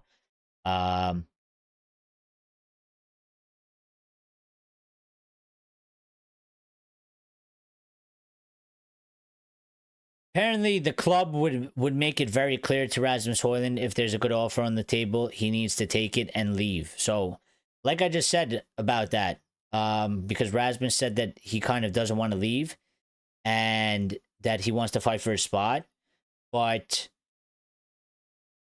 according to the Muppeteers here, if they receive a good offer, and this is what I was thinking, they will literally go to Rasmus and say, you got to take this deal and you need to leave. We don't really want you here. And I think if they do that, I think Rasmus probably gets, for lighter terms, discouraged. Maybe depressed about it and kind of just goes, all right, I'm not fucking wanted here. And this has been shit. So, I'm out and just go. Because he kind of strikes me as that type of guy. I think if somebody at United came to him and was like, yeah, listen, we got an offer from Inter for about like 40 million or something like that. We're going to accept it because we don't really want you here. So we would advise you to, not turn it down because you have no future here. And then walk away. He'd probably be like, well, fuck me then. I guess I'm going to go because it's over here for me. So, Muppeteer said, I think Bryan and Mbuemo could get done in the range of 50 to 55 million pounds. I think so too. Anywhere from 50 to 60 million, 100%. Muppeteer is also saying in the midfield, Casemiro is the player the club are trying to sell if they can. He's not in the long-term plan. That one's difficult because of his wage and his age. I don't know. The only place you could really sell him is Saudi. And again, you can try to sell Cass, but similar to what just happened with Bruno, I mean, you can get 15 clubs to put in an offer for Casemiro, and they could all be highly interested. But if Casemiro just says, I don't want to leave and I'm going to stay, and rejects all of them, there's nothing we could do. Especially more so for him because he's older and he's getting paid a lot of money, and he's really towards the end of his career. So it's not even kind of similar to Bruno in that aspect. So Tio says, what about the number 6 next season? Casemiro, Ugarte, or other player? Well, there you go. Just hit that update there. They're looking to try and sell him if they can. And I don't know, it's gonna be interesting because it says we're looking for another number 8, and it's not a 6. And then Cass is a 6. And Ugarte is a 6. So does Manu play 6? I mean, I don't know how we're gonna. I'm kind of just waiting, to be quite honest. I'm waiting to see. Once everything closes, I think we'll get a clearer picture. Once we have all the players in and whatever players out, there'll be a clearer picture. We'll obviously get the preseason as well, so we'll kind of see some sort of like what the thinking is that Amorim has and what his sort of planning is with these players. I think right now it's quite confusing and you'll drive yourself crazy trying to piece everything together. And it's far too early. So Tio says, great channel. You will grow fast. Thank you, buddy. Appreciate it very much. And glad to have you here, man. You've slotted right in, Tio. So, I mean, we will grow fast with more people like you. I mean, you see people like Lyle and Lions and everybody else that gets involved in the chat and stuff like that. They've been here for quite a bit of time. So the more people we can get like you, Tio, the faster we'll grow because the better channel will be. So shout out to you, buddy. And we do have a Discord, by the way. Tio, I don't know if you have Discord or you use Discord or whatever, but we do have a Discord. Lyle has dropped the link to the Discord. If you want to get in the Discord, we talk about stuff when we're offline, when we're not live. And we also we try to keep everybody updated with the transfer news. We get the tweets from Fabrizio or stuff like that. We do send them into the Discord. And also it's a good way to stay up to date in terms of like, I let you know when we're going live because sometimes my scheduling isn't the best. And if I do decide to go live, I can give you the quickest and fastest, most direct update there. So you'll be able to know that. And also, you could just have conversations with the others, you know, and you don't really necessarily need me to do it. And you can make friends and you can make connections. So Discord's a great place. So if you have it, you know, jump in there. We welcome you in there. That'd be cool. She's gonna put those questions in. The line says, "Discord is a great laugh." Yeah, it's a good time. It's a good place. You know, you have some laughs, have some serious updates. You know, some good discussions, some memes go in there and stuff like that. 14 minutes ago, Bruno Fernandes' wife via Instagram put up a picture of her, Bruno, and the two kids walking on the pitch next to Bruno, with Bruno wearing his United kit, and she wrote "The Theater of Dreams with a heart." So, if you needed any more confirmation, if you needed any more confirmation that he's staying, well, there's his wife. Pretty much double downing on that. So, yeah, that's how that's gone. So, at least that's over. At least that's over, and we can move on now. So we don't have to do this whole Bruno thing. He's staying. We're good. We could focus on other things. And just move on, man. So finally, I mean, this Pratt has put a message out to Chelsea saying he's grateful for the experience. Big love to everyone at Chelsea who made me feel at home, teammates, staff, and the fans. Wishing the club all the best moving forward. Truly grateful. Thank you, Blues. I mean, again, and I apologize for cursing, but fuck you, dude. Like, did we? I mean, he's never actually officially left us, but did we even get a message? Did he even make a statement? He's done it again. He's done it again. He's done it again. He's done it again. I swear to God, dude. This guy. I gotta stop swearing to God. This guy. Man. Man. I'm gonna lose my shit, dude. I'm gonna lose my shit. I'm sorry. I'm sorry for yelling. I'm sorry for your ears. I'm sorry. There's an update 16 minutes ago. Marcus Rashford wants to play for Barcelona. Well, no shit. I've only been saying it since January. It's quite clear he only wants to play for Barcelona. He's literally obsessed with Barcelona. Because MR10, the brand. I gotta play for Barca. But Marcus Rashford wants to play for Barcelona and is willing to take a pay cut and wait until the end of the transfer window to get the deal done. Dude, are these guys like... Are they... Oh my God. Breathe, Eric, breathe. I'm gonna lose my shit with these two guys. I feel like Rashford and Sancho are like... They're like the English version of Dumb and Dumber. They're like Pratt and Pratter. It's like they try to fucking outdo each other, but they're best mates at the same time. They're probably in a group chat together, just them two, and they just, you know, that's how much of Pratts they are. That they, instead of direct messaging each other, they've created a group chat, and they've put just them two in it. You know, you got one guy that ain't even that good, that had an opportunity to stay at Chelsea, has shown more than once that he's quite mercenary about his money, and blew the negotiations with Chelsea because he asked for $200,000 a week, and Chelsea wanted to give him $110,000 a week. And now this guy is up in the air somewhere, and we don't know what's gonna, you know, who's actually interested in him and how much money we can actually get for them. At least we got $5 million out of Chelsea for it. So if we could get 20 for Sancho, we'll get the money we were supposed to get in the first place. At the same time, now we have this guy who had a 40 million deal to Villa, played particularly well at Villa, could have stayed in England. Villa are actually a good team, and they'll be competing for top 4, top 5 again next season for sure.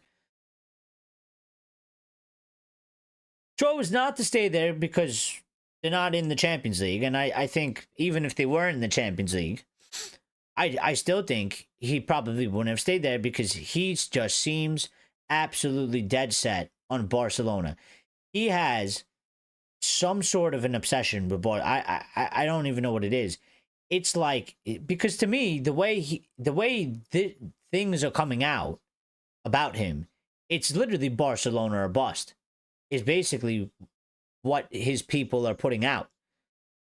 The way it's going about it, it's like, if we don't play Barcelona, Marcus might as well just hang up his boots and retire. That's literally how, like, this is acting. He wants to play for Barca. He's willing to take a pay cut. Meanwhile, like 3 weeks ago, he said that he wasn't willing to take a pay cut, but now apparently he's willing to take a pay cut.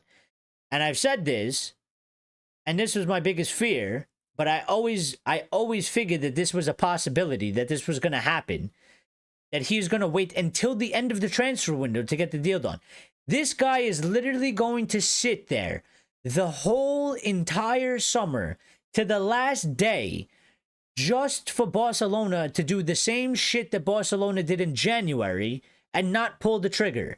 And he's fucking us, and he's putting his career in jeopardy as well, because it doesn't make sense. You're not going to have a preseason. You're not going to, you know, he's going to have to do his own preseason, his own training, but he's not going to have a proper preseason because he ain't coming with us. And we ain't playing him. And Ruben's not letting him back in the squad, and there's no way for him to come back. So he's going to sit here for 2 months till we get to the last day of the window. And I already know, Marcus, I don't know the people around you, they don't tell you this, but if you got to wait 2 months and wait till the last day of the window, Barcelona ain't fucking coming to do a deal with you, buddy. You know, they're not coming to do it. So this is like, you know, it's one thing with Cass, like, I kind of understand, like, he's at the end of his career and he's on a lot of money and it ain't going to happen, but there's not a lot of options for Cass. There's not a lot of interest. But, like, Sancho literally had a club that he was already at, and they actually considered paying the 25. They just didn't want to pay. They just wanted the wage lowered. And he threw that out the window. And Rashford had an opportunity for Villa, and he's just like, no, I want Barcelona. And it's like Barcelona even, you know, that's like having a girlfriend, and she ain't even that bad. And then you go, yeah, but like, I want Margot Robbie. And Margot Robbie doesn't even know who you are. Margot Robbie's not even fucking thinking about you. And it's like, you break up with your girlfriend to go with Margot Robbie, and now you sending DMs to Margot Robbie. She's not even opening them. She's not even opening the DMs. She's not even entertaining this shit. And you just threw everything away because you thought somehow you were going to end up with Margot Robbie when you had a girlfriend already. I mean, you know, my head hurts now. My blood pressure is through the roof. We did just get another update, by the way, from the Muppeteers, saying during United's executive committee meeting after the Europa League final, Amorim told the board to be more ambitious and go for better players. And at that same time, they contacted Gyökeres and Mbuemo. He puts a lot of pressure on them. Well, good. He should. He absolutely should. I mean, they shouldn't be there having a free ride. He should be demanding and telling them, do a better fucking job. You know, you've created this sort of situation. Now fix it. Because I'd be telling them the same. And, you know, if this is true and accurate, then I believe Sir Jim's statement a lot more. When Sir Jim said that, you know, he asked Ruben how things are going, and Ruben tells him to fuck off. I mean, it was quite funny, but I guess, you know, if this is true, then it makes it even funnier, because I just pictured, like, Amorim just telling Jim to fuck off, like even Amorim knows, like, Jim, you don't know what the fuck is going on. Jim, don't ask me how things are going. We know you won't really fucking understand. Like, I'll tell Jason about it, and Jason will fucking explain it to you later. Like, fuck off. I have things to do, Jim. Don't waste my time. Don't waste my time. Go make me a coffee or something, Jim. Go make me a coffee. Elias says we're having fun for sure. I bet. I mean, I see everything you guys talk about after the show always. So, sometimes I laugh. Sometimes I laugh. Sometimes I'm like, well, I don't know what the fuck is going on. But all right. Always count on Sancho to brighten up the stream. Always count on Sancho to raise Eric's blood pressure through the roof. That you could count on for sure. Andera says we won't be selling Ugarte. Nah, there's no way. The best form of him is yet to come. I think so. I mean, 1 year. I've been here, the grace period. I look for him to step it up next season for sure, Andera. But Andera said, no doubt about that. Needs to improve his ball distribution. Yep. And that will come. I feel that Meno will go alongside Garnacho. Really? You too? Am I the only one that feels like Meno isn't going to go anywhere? I think me and Lyle said that. I really feel like Meno isn't going to go anywhere. I find it preposterous if we get rid of Meno. Garnacho, I can kind of understand. I'm still kind of against it, but I could kind of understand considering the way things have gone with Garnacho. And he may be particularly unhappy himself, and Amorim. But I feel like with Meno, I feel like it really doesn't make sense at all. Like I would be highly disappointed.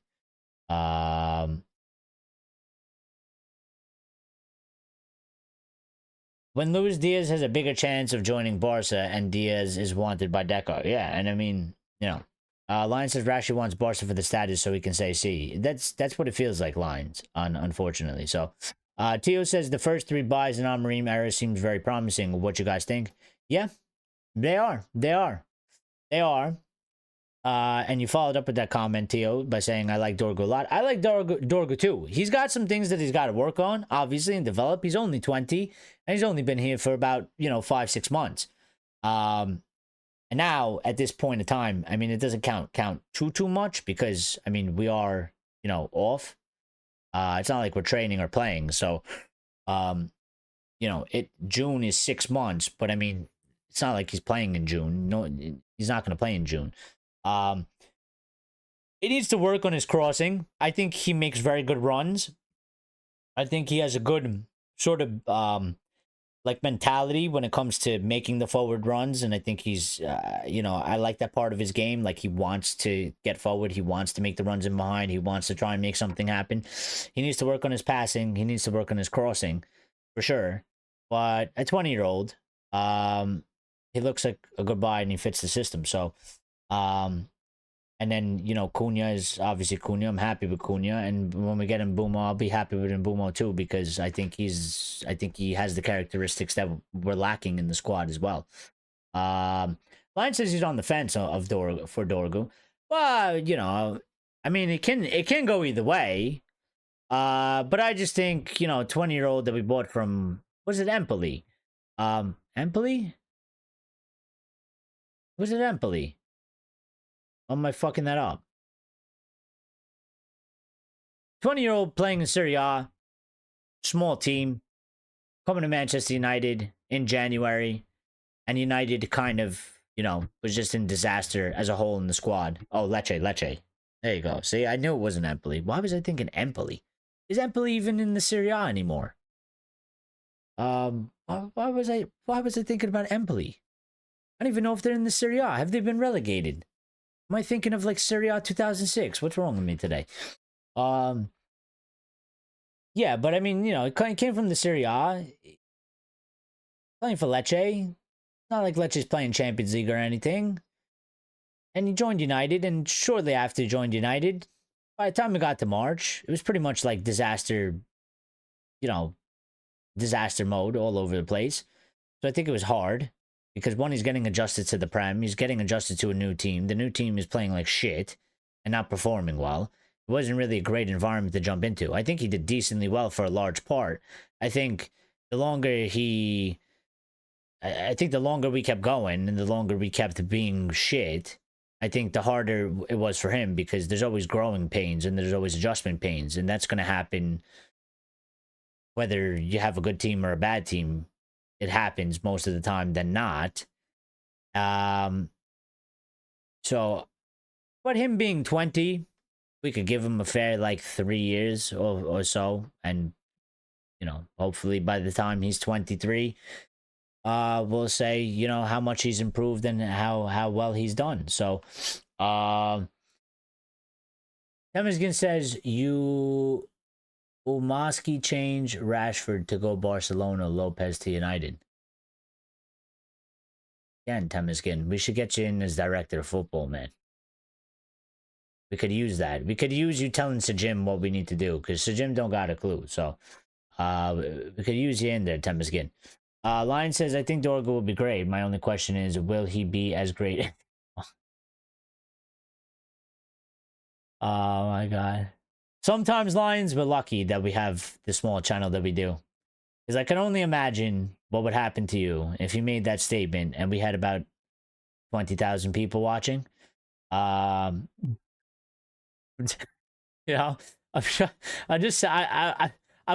try to protect your Lions, but I don't know. When the wolves come for you, it'd be very difficult. Where's my Shaw sticker? Again, you got to talk to Lyle. Lyle's in charge of those things. Lyle's in charge of those things. He makes the stickers. If Lyle denies your request, then, Lyle has the power, man. Lyle has the power. If Lyle doesn't want Shaw stickers, then, we got the Trust the Water sticker for you. We thought that was better than the Shaw one. I would get a lot of high fives to the forehead. A lot of high fives to the forehead, Lion. Empoli got relegated this season along with Lecce. Oh shit, they both got relegated. Oh my god. Oh wait, Lecce, alright, just missed relegation. If Mano is banking on 185 per week, then no, I can see him moving on. He has a lot of work to get in the side. I think once the new season starts, I think he will be way down the pecking order. He probably will be down the pecking order. I can't see how he would let 185k per week. I just feel like him being at the age that he's at, I don't think he's... I still feel like his story, personally, himself, is like, it's still just getting started at United. There's no way I'm gonna, like, close the chapter because I'm not gonna get 185k. I think there's still plenty of time to do the contract, and they're probably just, it's being dragged out, and he's probably trying to get the best deal he can.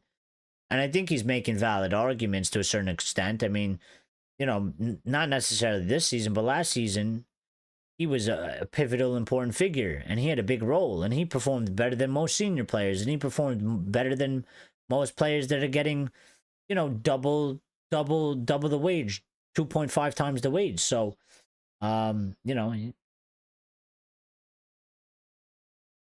you're forgetting about heaven. Yeah, well, kind of, but not really. I mean, I know heaven is there. And heaven will do good too. And, it's actually a good time for heaven because, Evans is gone. And Lindelof is gone. And Maguire is gonna, he's gonna be leaving soon. So it's a good time for heaven to be there, because I think actually it's the perfect time. Like, we still have a good amount of like experienced options, but instead of getting some washed, like, 30-year-old, there's like some sort of a backup or something, which we might have done in the past. We have somebody like Heaven, who over the next like 2 years or so can, progress quite well, and then he could even force himself to become a starter. Dorgo, Heaven, and Cunha. Oh, you mean about the signing? Well, yeah, I mean, I the reason why I didn't like consider Heaven, I guess, well, I guess I should have considered him. You're right. The reason why I didn't consider him was because I guess he was a free. So I don't know, but no, you're right. I should have considered him. It was just like, it's just because we got him on a free. I guess I didn't really like consider him as like a signing. Like that. I meant like people that we went and like spent money on. That we have to like risk something. Lyle says no Shaw sticker. Andero said, no, Empoli finished 18th relegated. I'll get your sticker for Discord, a compromise. Yeah, by the way, Lyle, the emojis that we have here, can we add them to the Discord, like the ones that you made? Can we put those in the Discord so we could use them in the Discord as well? Because I was thinking about that, and I meant to ask you, and I forgot. But all the ones that you sent me, oh, you're uploading them now. All right, cool. Yeah, all the ones that you made, except for those two. You know which ones I'm talking about, the ones that we can't use. And if you don't know which one I'm talking about, you'll know which one I'm talking about when you see it. So yeah. Fox says nice and peaceful in here. Yeah, now it's calmed down. Lion says no, I shouldn't need to hide my love. Be Sean proud, he says. If he was gonna stick around for a little longer, maybe, you know, that's something we could have made a shirt. Lines, we could have made a shirt. We could have made a shirt, and it could have said "Be Sean proud." I could have made a shirt and sold it. Sold some merch. Be Sean proud. I think that would have been hilarious. I think we would get one sale, but it would still be funny.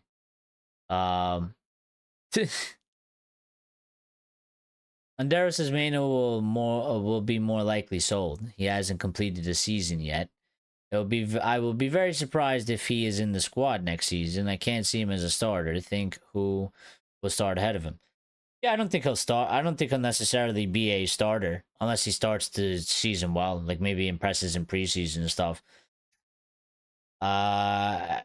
He is kind of down in the pecking order, but I kind of also don't have a problem with that because he is 19, so like he doesn't have to necessarily be a starter at his age. But I don't know. Maybe it's because I don't want him to be sold, but I just feel like it doesn't make sense to sell him, really. Muppeteers has just told us that he said that my feeling is that we are in a position that we could get Victor Gyökeres. We need money, no doubt. It's interesting.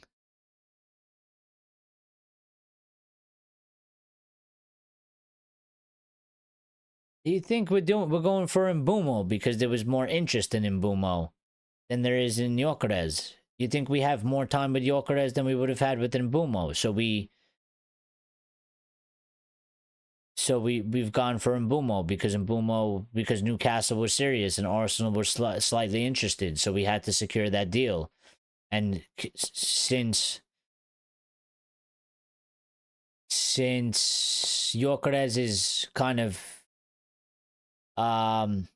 looking at his options and taking a little bit more time, and Arsenal have shifted focus to Sesko, maybe there's more time with Gyökeres, so maybe they were like, I still think that's a gamble, but it's like, we'll get Mbuemo so we don't lose him, and then we'll try and get a sale or two and get the money, and then go for Gyökeres after we've gotten the 210s.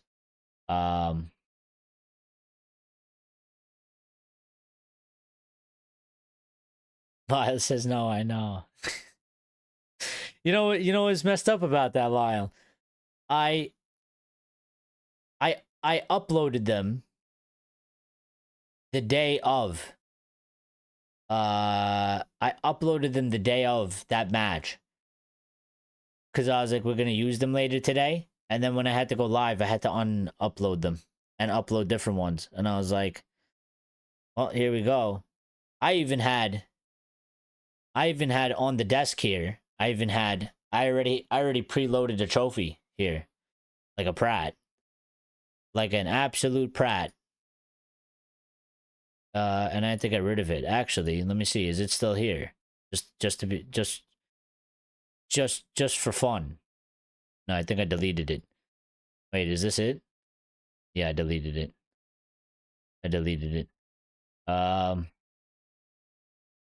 Line says I got 2. Andera says Mano will want to be a regular. Can't see it happening, but we will see. I think maybe he'll at least fight for his spot. again, he is an academy player. And I think United is special to him because I think it's special to basically every academy player that comes up. So I don't think he's sitting here right now saying I want to be a starter and it's not going to happen, so I want to leave. Maybe next season that could happen like that if it doesn't go particularly well, but I think at his age at 19, being from the academy, I just feel like he probably feels like it's too early for the chapter to close. He's going to fight for it. So, you know,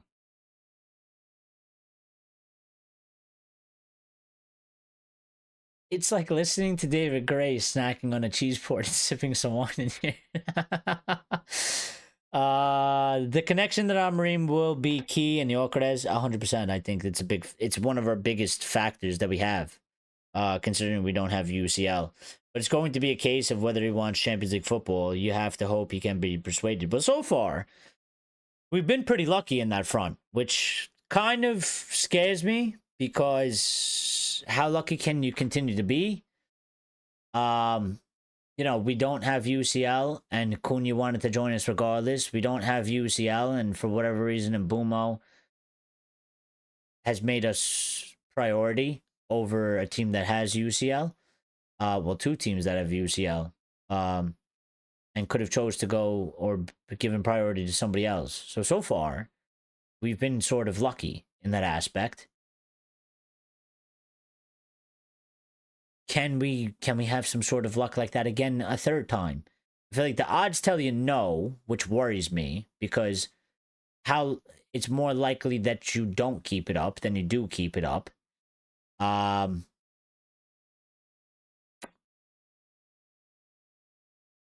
But maybe we can't. But it kind of worries me. It worries me. It worries me that we've been lucky sort of in a way twice already. And it's like you're asking to be lucky for a third time. And I don't know how many times you're going to be able to keep getting lucky in that sort of situation. But I hope we do. If a player is asking for 185K per week, trust me, Mano believes that he merits this wage and sees himself as an important first-team player driven by his agent. See this happen many times.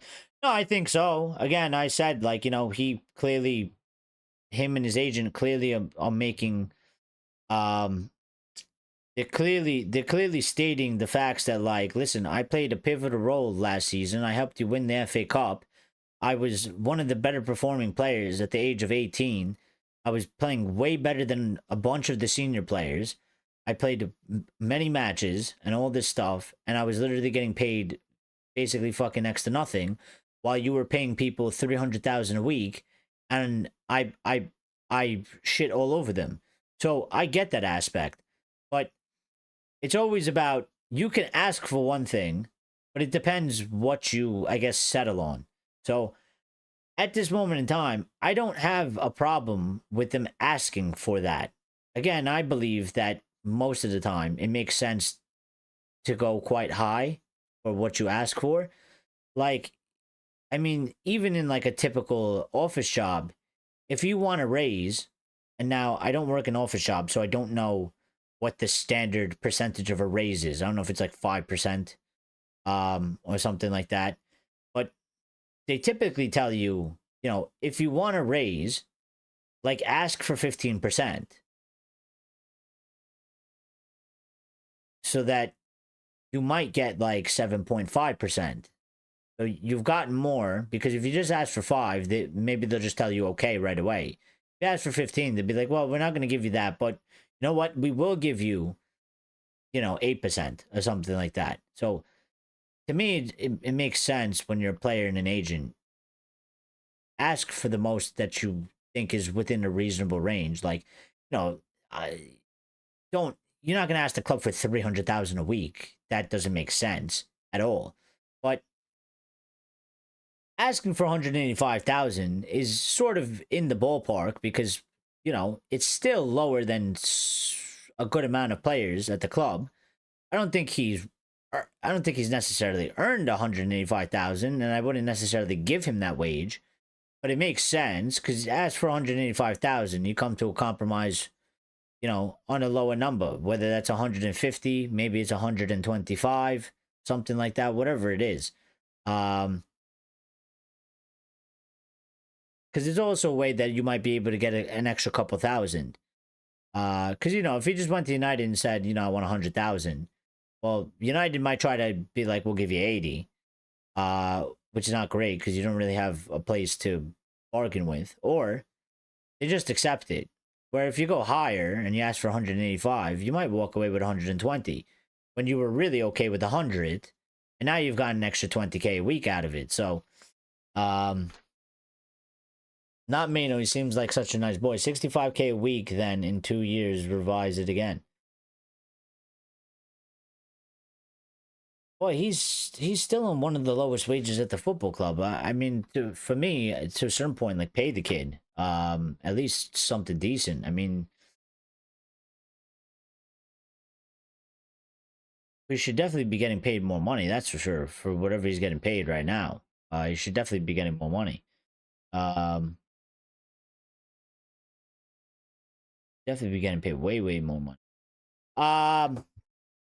But listen, guys, we do have to end the show because I gotta go. And I did say I was gonna make this shorter, so I can't stream that long because I do have to go take care of things, and I've been messing up my own schedule because these sort of long shows haven't been fitting into my schedule really, and it's been making me kind of all messed up. So I do have to go take care of things. It was a good show though, and I appreciate everybody that smashed the like button. I appreciate everybody that got involved in the chat, and I appreciate anybody that was a new subscriber and stuff like that. So shout out to you guys. I enjoyed Tio being in here. He got involved quite heavily, and he was a new voice, and I think he made some good points and stuff like that. So hopefully we could get more people like Tio. But shout out to all the chatters. Shout out to the VIP members. Special shout out to you guys because you guys are the VIP members, obviously. So I'll just round out the show in like the next 3 minutes, but we are gonna get out of here. Andero says those players who are on higher wages are many years into their careers. Absolutely no way should a player who is 20 and has played only 75 appearances be asking for that kind of money. Not for me. All right, fair enough. I don't really see it that way, but each their own, I guess, on that one. And there says, cheers, Eric, and chat may come back again, and the chat may come back again. Yeah, cheers to you. Yeah, I think that's, let me just check to see if we didn't get any more updates, because we've been getting sort of late updates as well. Ever since the season ended, we've been getting sort of late news. Gary Neville has praised Bruno Fernandes for rejecting Al Hilal. All right, we don't really need to read that, though. And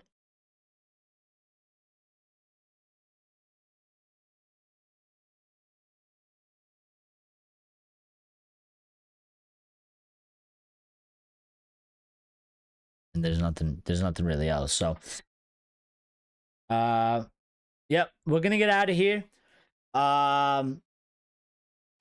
We may probably just stream tomorrow as well, so be out on the lookout for that, but maybe not. I mean, I'll let you guys know in the Discord.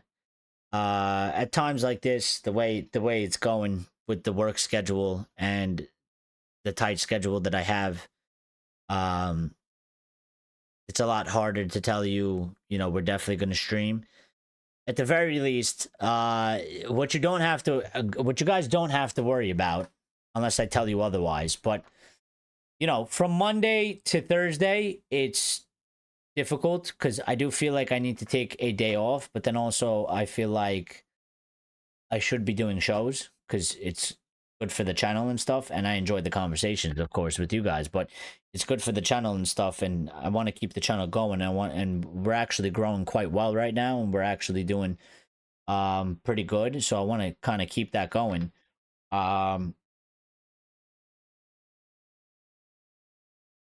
But I'm kind of all over the place at the same time, so I'm trying to get a control of that. So Monday to Thursday is kind of it's kind of hard because I think I do like there's a day that I need to not stream, I was gonna maybe not stream today, but I decided that I was like, you know what, let's just do it. I think maybe we can do it tomorrow. We can stream tomorrow. I feel like, but we will see. We will see, because at the very least, you guys will always know. You know, I could tell you for sure. Friday, we'll always do the Friday freestyle, so I'll do that no matter what. So don't worry about that. That's a good show. And then on the weekend we could always do Saturday, or we could do Sunday. So you'll at least at the very much get 2 to 3 shows for sure. Friday, Saturday, Sunday. You know, and then during the week it's just kind of a question of you guys just have to bear with me and, you know, stay sort of alert. Because also at the same time, you know, we are in a summer transfer window, so anything can happen at any time, and we might have to like go live. Like yesterday, I wasn't really gonna go live. That's why I was kind of so late. I was gonna message you guys. I was actually behind. You know, it was already 8 p.m. UK time, and I was like, I didn't even send them the message. I was in the middle of literally writing the message of that I wasn't going to stream. And then Mbuemo stuff broke, and I was like, well, we got to go live now though, because we got to discuss this. We got to talk it. So, yeah, it happens, especially in that. So I appreciate you guys though, because you guys always come through anyway, whether I give you 5 minutes notice, or I give you an hour notice, or I give you, you know, a couple days notice. You guys are always here supporting the channel and making it great. So but other than that, we're gonna get out of here. Everybody have a good night. Thank you for everything. Thank you for the support. Thank you for the love. If you didn't hit the like button, please make sure you hit the like button on the way out, and also get in the comments after I end the show, because that's good for the channel too, and we need some of those. So do that, and we will see you soon. Next time, possibly tomorrow. I'll let you guys know. I'll keep you posted, or just keep a lookout for, you know, around 8 p.m. UK time. See if you see a thumbnail pop up. Lion says, "Oh, I forgot we had a pink top." Yep, long time ago. Funnily enough, the person that used to be on the back, or is on the back of this, is Rashford actually. So yeah. And Lion says Sunday Madness show. Yeah, we should call it that. But although Sundays need to be kind of chill, you know what I mean? Because it's Sunday, and then we're going to Monday. So, Sunday fun days. Sunday fun days. We're gonna call them Sunday fun days. But yeah, everybody have a good night. Thank you. Take care. Be good. Stay safe. And we'll speak very, very soon, okay? Elias says, cheer Eric and all you Reds. Yep. Cheers to all of you. Have a good night, guys.